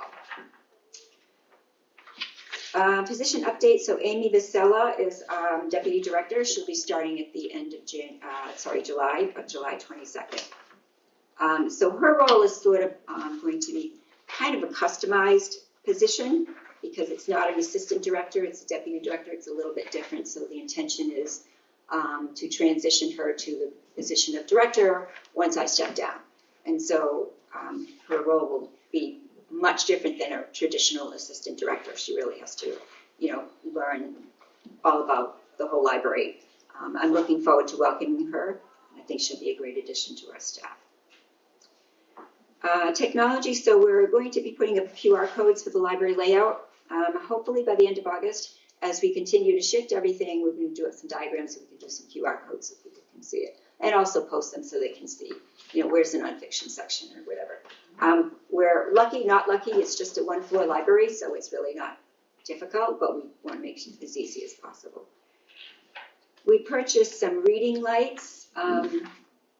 I looked into them before, but we don't have any plugs. It's one of the things that open concept from the building from the 60s. The only plugs are really around the room, unless they're coming down from a pole. But I did locate some that are battery operated, and we actually had people use them already. So they can just, bendable necks, they can just put it over the keyboard or put it over a book or something. So we did purchase those. We're also looking to mount iPads for catalog searches in both of the children's sections. We have to wait for DPW. There's certain places that you can't drill, so we've got to look into that. That would be very helpful because children are asking for, books and so forth, and we can help them out. So I thought I'd give an overview of the holds process because it's much more complicated than it might initially seem. And it sort of factors into some of the other things in terms of our library. We're a pretty small library. We're 14,500 square feet. Leicester, for instance, is, just see if I've got this. Oxford is 22,000 square feet. Millbury is 16,500. Grafton is 26. Charlton is 27,000.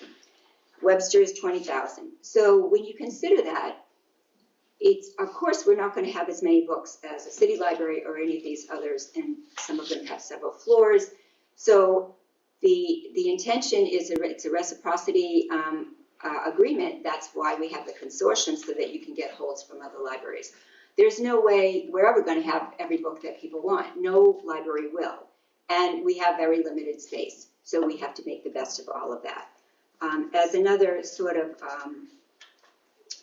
give you just some sort of sense of books.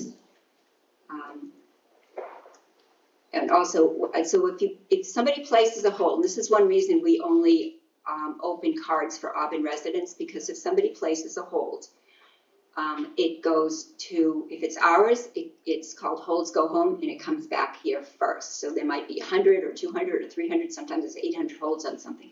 If we've purchased those, they will come back to Auburn residents first. So you really don't want to give, people in other towns, you want to serve the Auburn residents first.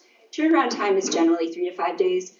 That's contingent upon a lot of things, because the vans go around to all the libraries. They have, usually every day there's some sort of issue somewhere. They do a wonderful job considering how many books they move around. In CW Mars, there's 7,600,000 books. So if you look at the percentage, how likely we to have all of those? We do have quite a few, and we also put holds protection on our books. So when they come in, there's a 6 weeks hold protection. So they're staying on our shelves. So people can come in and borrow them, but they're non-holdable. They can't place a hold. So we do what we can to, to protect that. Also, let's see, there's the new catalog now. People can place their own holds much more easily. So if people are placing war holds, and a couple of years ago they extended, I actually voted against it, but it's Users Council and people voted for it, is to do the automatic renewal. So if a book goes out, it's on a 3-week loan, and then it's going to go automatic renewal. You might not get that book back for 5 or 6 weeks, and if there's a hold on it, it's going to go right back out again. That's just the nature of how the consortium works right now. So to look at holds and say, well, we can't get the book, we actually do have a pretty strong, we have a lot of people browsing, so they can get the book, they're right here.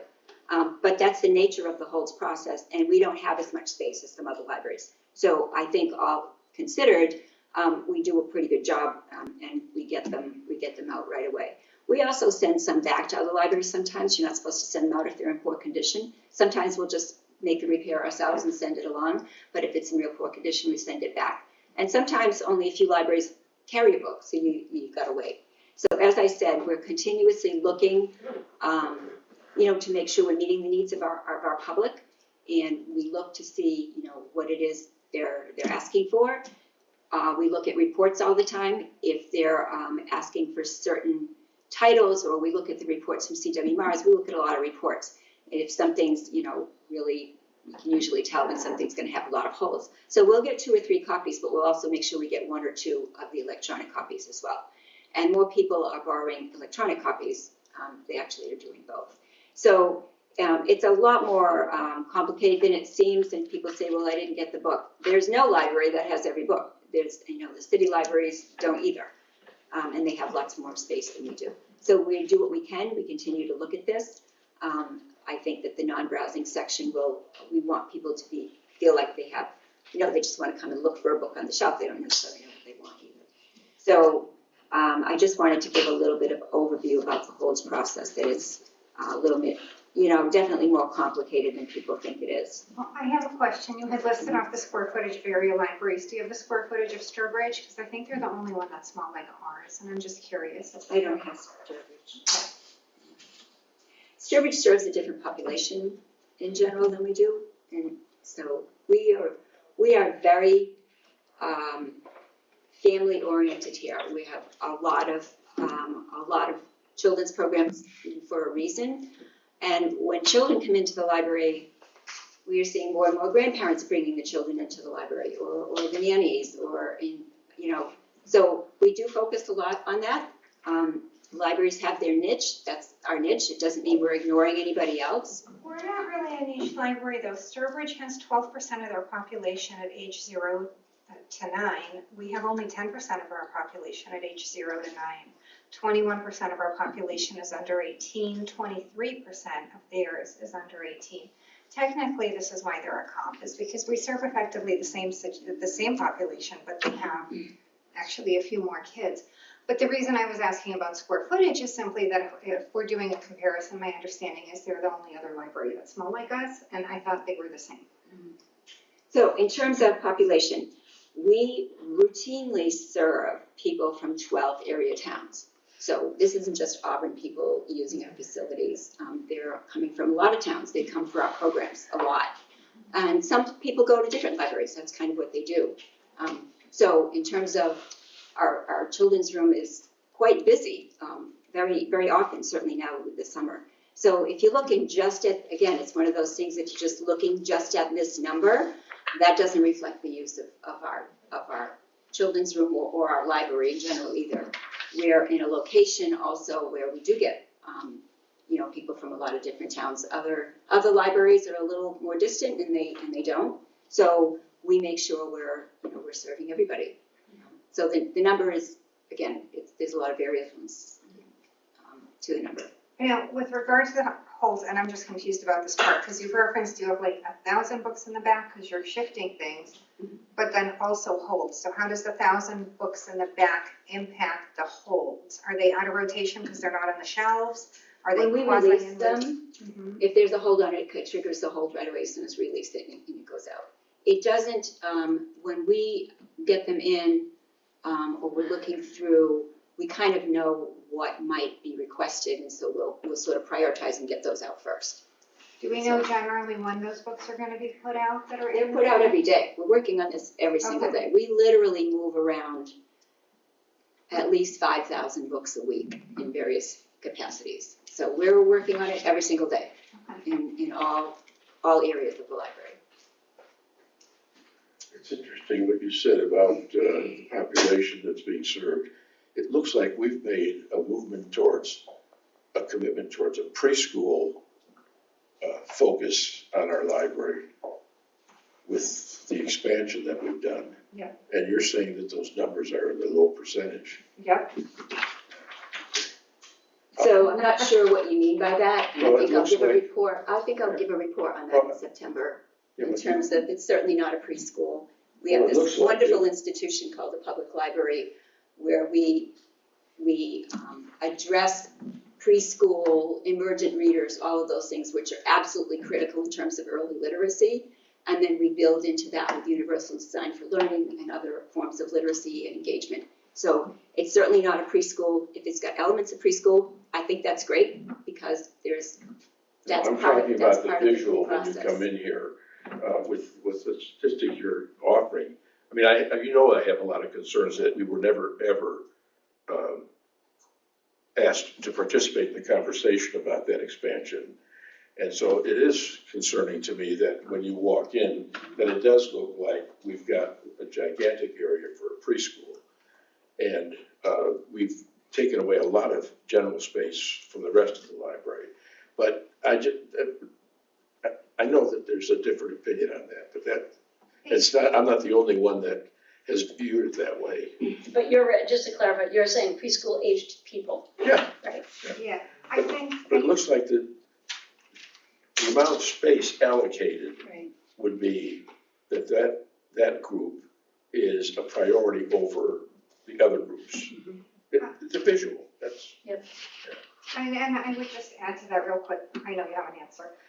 Because you've twice now said that we're a niche library, but we checked with the town manager. We're definitely not a niche library, not in terms of our intent or mission, the budget, none of it. So the intent is to serve the whole of Auburn and not just the people with kids or the kids. And I think that's really our concern, is making sure that there is equal resources given to each population. Because while I understand the idea of if you do a thing and only like 3 people are interested in the thing, it's not great.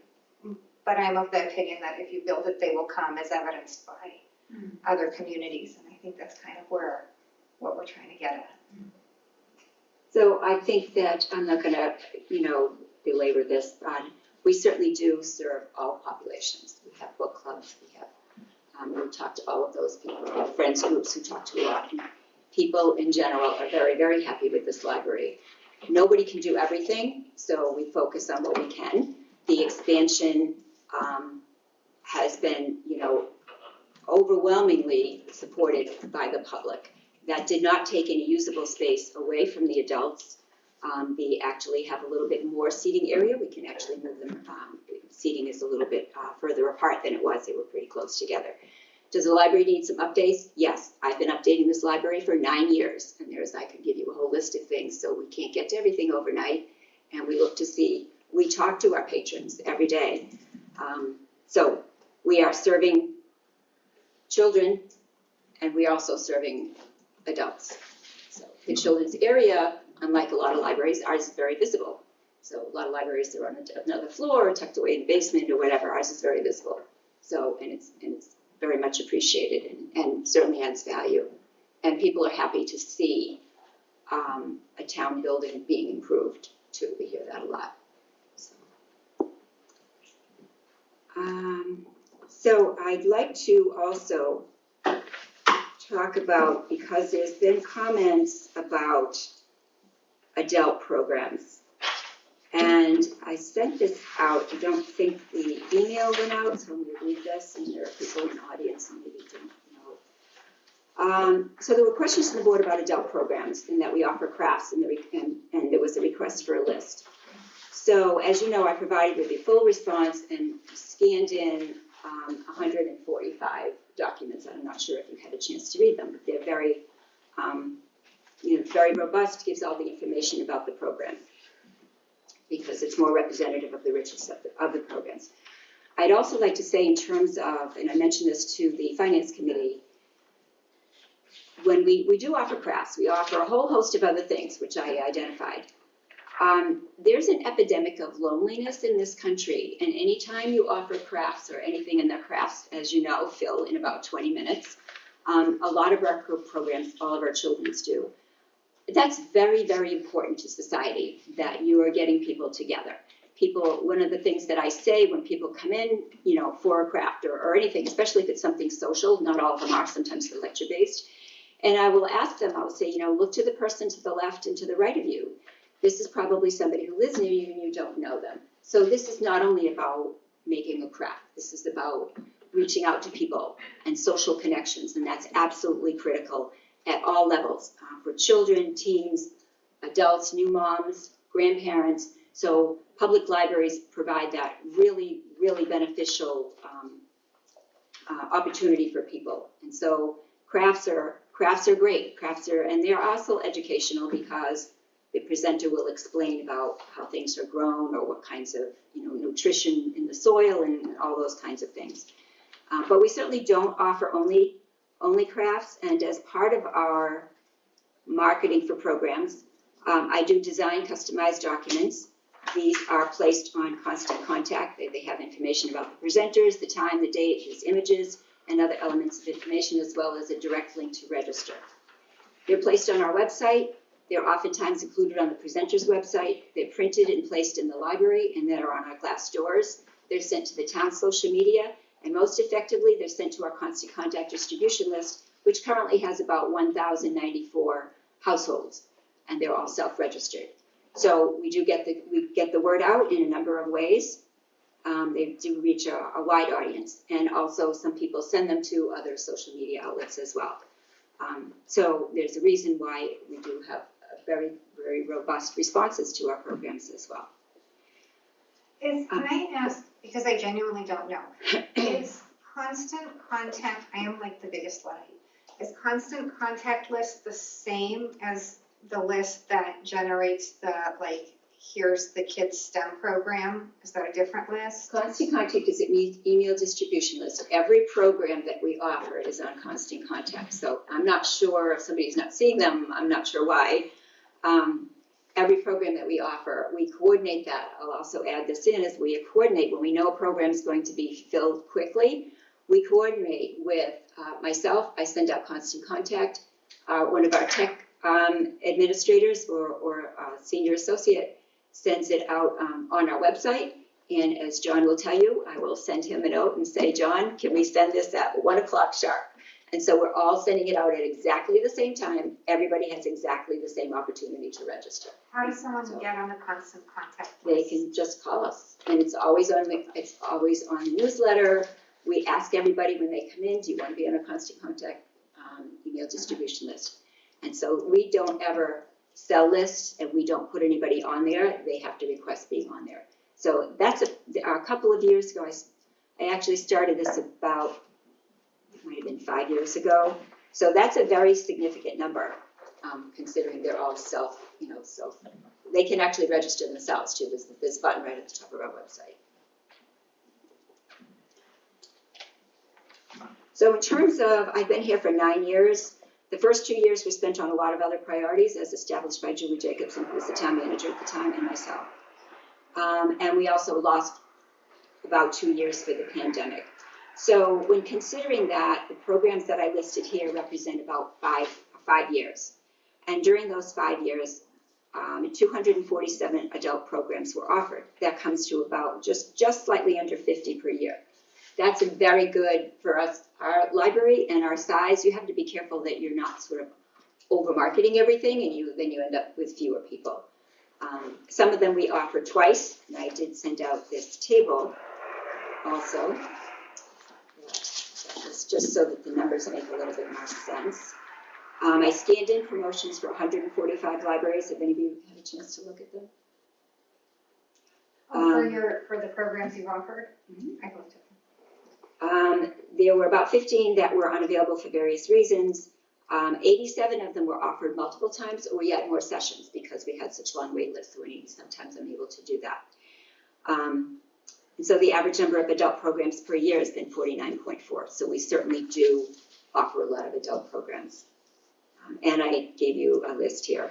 Also, the breadth of those is author presentations, gardening, science, legal information, Auburn history, education, women's history, nutrition, career preparation and support, wildlife, art, crafts, cooking, financials, music, and more. So, and I continue to offer more. We've got some in the queue for fall as well. So I just wanted to make sure that there's a good understanding that we are offering certainly a lot more than just crafts, but that also I don't have anything against offering crafts. I think that they're also very, very beneficial. I think the craft offerings are great, and I think the summary doesn't do justice to the depth and breadth of programs. But I have to, is the importance of these kids or adults? There are some things, I think, okay, I think in some cases, your offerings are broader than is adequately captured here, and I think some of the things captured here aren't necessarily adult programs. I think it's a surprise to all of us because we haven't seen, the reason I'm asking you about constant contact, I double checked. Again, I am a Luddite, but other people watch, so this is a good opportunity to let them know. I get emails from Auburn Public Library program updates. Mm-hmm. But I don't see any of this stuff. I see the kids list. So one of the questions I was going to ask was, how do people know, like specifically, right? The Bemis Container Gardens caught my eye. Was that June 4th of 2024? Was that this year, Tuesday, June 4th? No. No. Okay. I was because there aren't getting years. a feed from somewhere else. Huh? Things are picked up and go. I don't know why you would see that. Oh, because there aren't years on most of them. So I tried to map the programs to the year. You have the date. You have the day and the date. So I was trying to map it to which year the program was so that we could quantify how many programs a year you were. That's why I'm saying that the grid doesn't exactly give you justice. I think the programs are broader than we have thought them to be because we hear about kids programs all the time, but we don't really hear about the adult programs, and the offerings are impressive. But I was very confused because I was like, how did I miss this? This sounds cool, and I literally didn't hear anything about it. So that's why I asked. I was trying to map which programs took place in 2024 or 2023 or 2022. I got through the first 4 attachments, but again, and The the years seem intention to be was to everywhere. give you a sense of what we're offering, and we've offered a lot, and I do vet the presenters, and they're very high quality programs, and a lot of them have, you can fit 60 people in the room, so naturally they're not all gonna be filled at 60, although some of them are, some are filled, and then we have, it also depends on what you're doing. If you're doing some sort of craft or something, you also have to cap it lower. So we have the lecture-based programs, and then you can have up to 50 and 60, and we certainly have had that on some programs. Yeah, and I love the So- career stuff, that you had some really great career workshops and really great gardening workshops. And in fairness, I did not know, did you guys know? About the adult workshops, like I didn't know, I think it would be great if we could hear about them. Well, I just listed all the places we put them, so I guess I could call you. Well, no, like, No, like, I you know think- when you present yeah. the kids programs to us and you talk about here's the kids programs we ran and here's what it entailed and here's how many kids came, like stuff like that. We hear that a lot, so we know you're offering a lot of kids programs. But we don't hear about the adult programs, and even when we've asked in the past, we haven't heard about them. And so the impression was that there simply weren't any except for the occasional craft program during the holidays, which I hear about because people complain that they didn't get it. So I think, if these exist, I think it's wonderful. I think we just want to hear more about them. Well, I don't mind reading about it, but I don't want to hear about it all. Well, no, not in No. detail, but No. like, for example, But I read everything, but I don't feel the need to read it because I hear it all over again. Yeah. And I'm happy to read everything. There's not a thing that we have coming in front of us. I read all of those pages, Right. but But I think what I hear the board saying is you want to be informed and you want to have a voice, which is what you said earlier, or we want to have a voice. yeah, because Can I offer, so I was thinking about this, Jean, as you were presenting, and I was kind of looking at the way that this was presented, and I think that this actually gets to speaking to this idea around the prompts, around tying it back to the strategic plan, and maybe coming up with a more kind of structured formatting around the reporting out on some of these things, where, yes, it's like the numbers, but not necessarily such like deep elaboration on some of the things, if I'm reading the room correctly here, but this is where we had talked in those tactic reporting things around just not just listing the programs, but then breaking them down and just coming up with, a monthly standardized format for that, just to help us. It's more that we want to know the stats to show progress against the goals, as opposed to All the details. necessarily the details. I love hearing about them because it's sparking my interest, and I want to bring my son to some more activities and things. But I think just in terms of what I'm hearing from Vera and Matt is trying to find a more expeditious approach to reporting out on them for purposes of tying it to the strategic progress. Yeah. So that's what occurred to me as I was listening to you guys. So. yeah, like at a minimum, we want to hear they're occurring, because all this time we thought there weren't any, but if there are, we want to know. Although possibly, I guess, not in great detail, because it's true, we could read about them, and I will make sure I'm signed into the right places, because the problem is, I totally give me. But I do want to know that they're occurring, and I feel like we put a lot of focus on reestablishing adult programs that weren't there, because it was our understanding that they weren't there, because we haven't heard about them. So if I could just, Yeah. I routinely report these in director's reports and the newsletters and the annual report, all of those are there.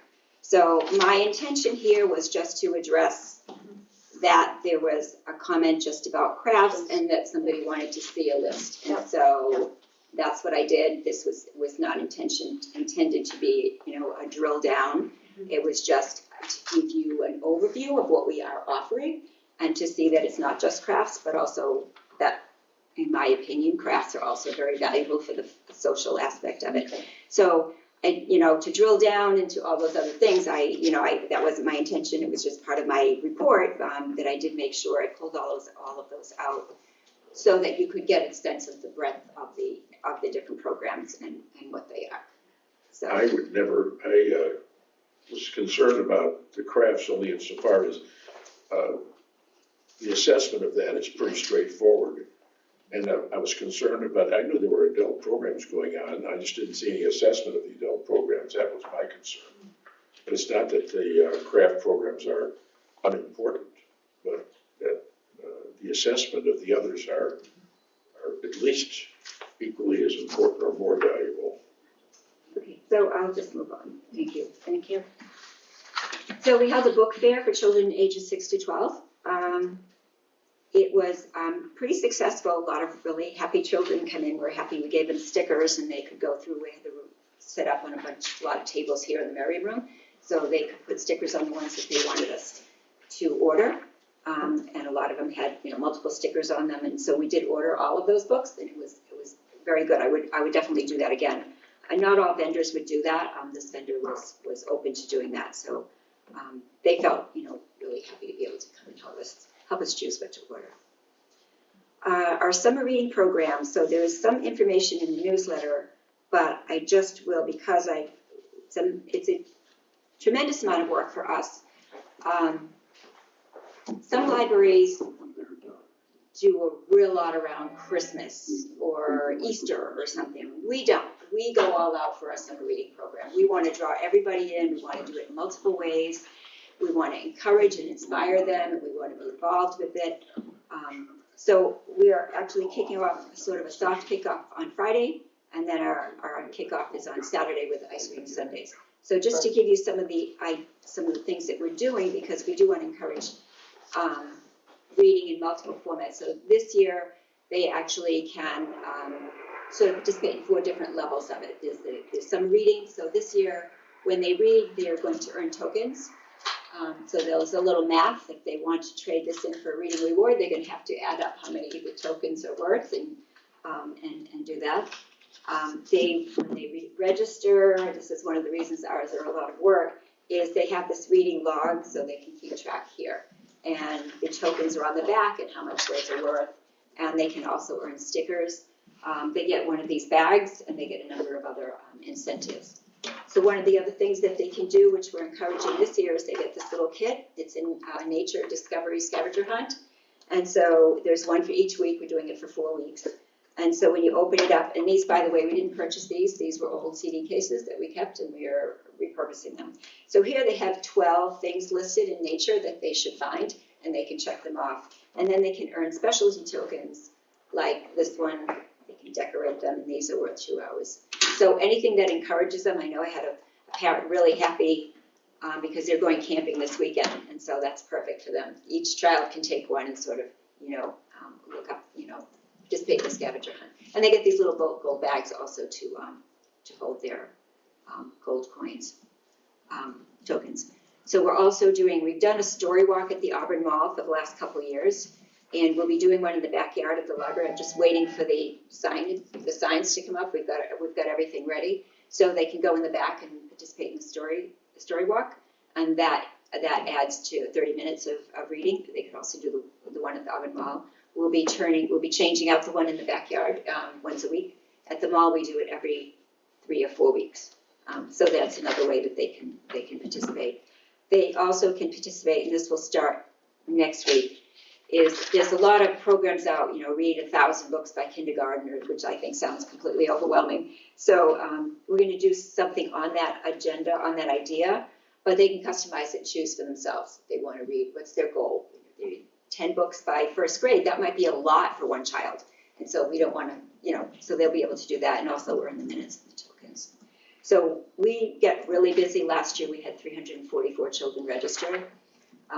We don't really know how many we'll get, but we put 100% into all of it. And every time people come in for it, obviously they're using the library and they're borrowing lots of books, and so it's win-win. So we put a lot of effort into our summer reading program. Can I ask, what is the spend on the giveaways for your kids' programs? I guess I should back up a little bit. The Cultural Council provides us with $1,000, and the Friends provide us with $500. We actually have, some of them we sort of create our own kits with Legos. So that's one of the giveaways. So we kind of, with Legos, we just buy in bulk and we make them up ourselves. We have a lot that we have when we have programs or different materials, and you buy in bulk. So we separate those out, so those will be giveaway. We're not purchasing them again, we've already purchased them for something else, so we're reusing them. And we go to the dollar store a lot. I go to the dollar store a lot. So I fully expect what the cultural council and what the Friends provided with us is sufficient. So your $1,500 is the annual spend on the giveaways for kids? It depends how you look at it, so, yeah, I mean, we're not buying $1,500 worth, like I just said, we're pulling them from a number of different places as well.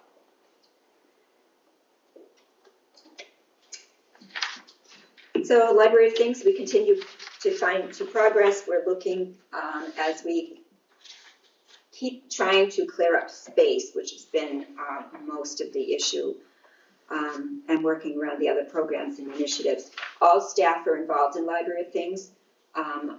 There's a lot of discussion on director listservs. We talk to other directors. I talk to other directors.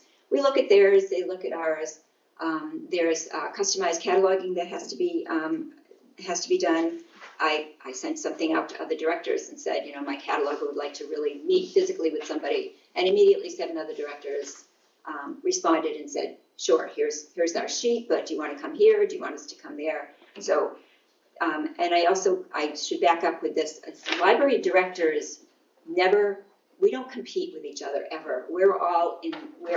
It's a very, very, very supportive network. So we're not competing with each other. We're always helping each other with questions, or somebody's got a challenge. There's a way, and you just put it out on the list there. I mean, somebody's going to, support that question, and we support each other's successes too. So if some library is doing something wonderful, we're all happy about that. We're all in here for the same purpose, is to serve the public. So we are working on the library of things. I think I read off a list of the things that we had before. That list has pretty much doubled. There's between 60 and 70 items. Excuse me, what kind of items? I don't have the list in front of me. No, just Right off the 53. top. So there are DVD players. Not everybody has DVD player anymore. We're looking in, I'm going to draw a blank, but metal detectors. Everybody wants metal detectors. Butterfly kits. You said you had metal detectors? I'm looking into them. I have to consider every single thing about space. It's about space. And also, we don't really want things that are consumables. We want things that we have to get them back and clean them and do all those other things. So we have quite a few on the list. And we look to see, what others are doing. They ask us what we're doing. So that's coming along. And hopefully the summer reading program will keep us very busy, but we'll be simultaneously working on this as well. Could you send us a list, especially the subcommittee on the library things, of what you already have? Or what you already thought of, because you're. Well, that's what you What we have. actually have is what. That's what I'm yeah, interested in, yeah. yeah. We haven't purchased them all yet Okay. because we don't have the space, Okay. which I was saying. So summer initiatives and collaborations. I'm meeting actually with some people tomorrow for a book club for children, with the children as well. So that's with parents and children. We'll see if we can, kick that off. Reading around town, so I'll be participating in that as well. All the town departments do.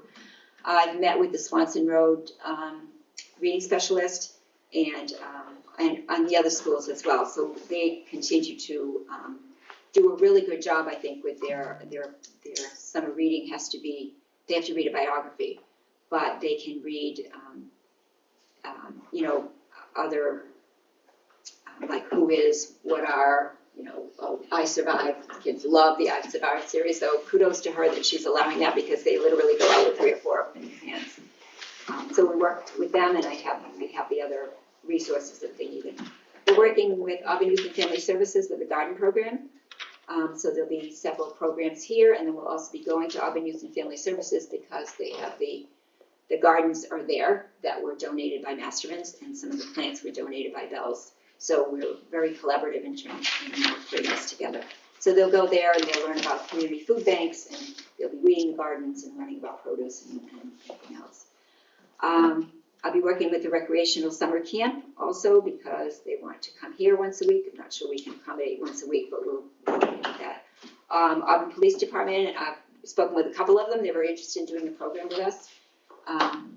So I would also say that we seem to be doing a lot more of sort of customizing programs. I've been in touch by the Boy Scouts and Cub Scouts again to do another badge program. We did one for the Daisies. We've done several of those as well. So we're always happy to do that.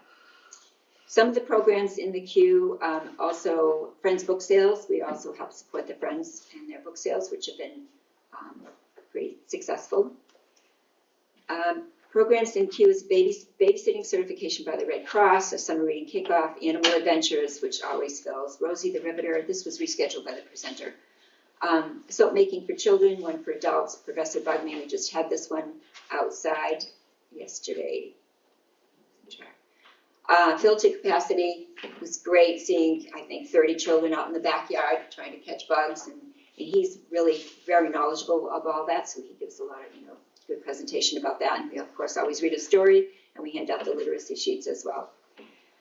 Ted Reinstein will be returning. We have some programs from Step Beginnings, Oceans for young children, Oceans for older children. Cemetery sleuthing is, I'm looking into that one. That obviously is for adults. And butterfly programs. So this is just a few of them. There's others under consideration. Programs are a lot of work to put together. There's a lot of different, elements to that. So Is Rosie the Riveter kids or adults? it's adults. Cool. And what is cemetery sleuthing?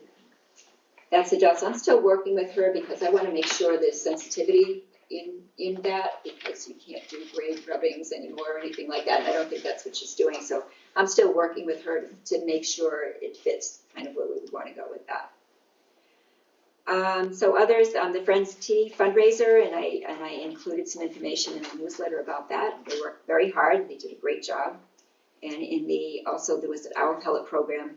And I would say this is a children's program, but the adults participate as well, and they're just fascinated by it. So, and our story walks. So that's pretty much what I have for now. If I missed anything. Any questions? Thank you, Jean. So before we adjourn, I just want to reiterate, we talked about what we're committing to with our library goals. Our next formal meetings of full body would be Wednesday, September 4th in this room, in the Merriam Room at 6 p.m. Any other comments before, ma'am? Go ahead. Vera? We didn't do the build schedule, and I have a question. What is Fun Oh, Express LLC? It's okay. Okay. Okay. Which is Fun Express LLC on page, it says page 1. those are usually either craft materials, or we buy in bulk and they're very inexpensive. So some of the giveaways, for some of the programs. And the 2 Bemis Farms for $600 something.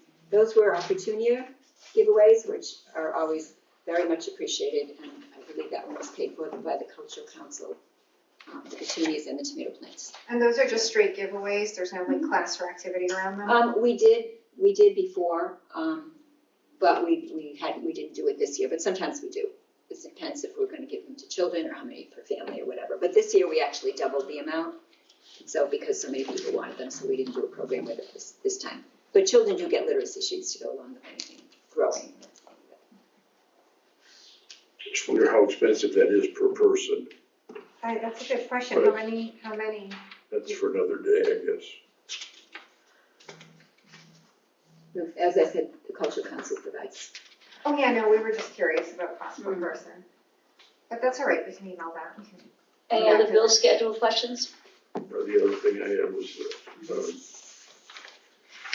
what is Uline? I think I should know that, but I can't remember. Uline is, I'm not sure which one you're looking at, but that's where we buy our racks. And that's $1,800? That probably was, There's a supplier, is that fair? I'm sorry? Is that equipment supplies? Yes, it's the racks that we had to get Okay. another one because we don't have the shelves in the expansion, so Okay.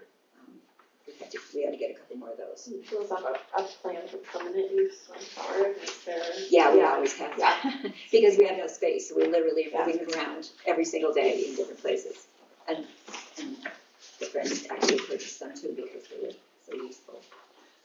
while we're on that page, can I just ask Boston Children's Museum, that's a pass, $725 is the cost? Yeah, and that's the cost of one, because there's such a wide variation, I just wanted to know. Cool. Any other questions, bill schedule questions? Okay, so I just want to reiterate, next meeting, our formal meeting as a full board is Wednesday, September 4th at 6 PM here in the Merriam Room. Do I have a motion to adjourn? So moved. Wait a minute, did you just raise? Okay, so that would be Vera is one and Matt is two. Oh, Erica, I sorry. don't have any more paper. All right, thank you. Thank you, everybody. And Vera, you'll get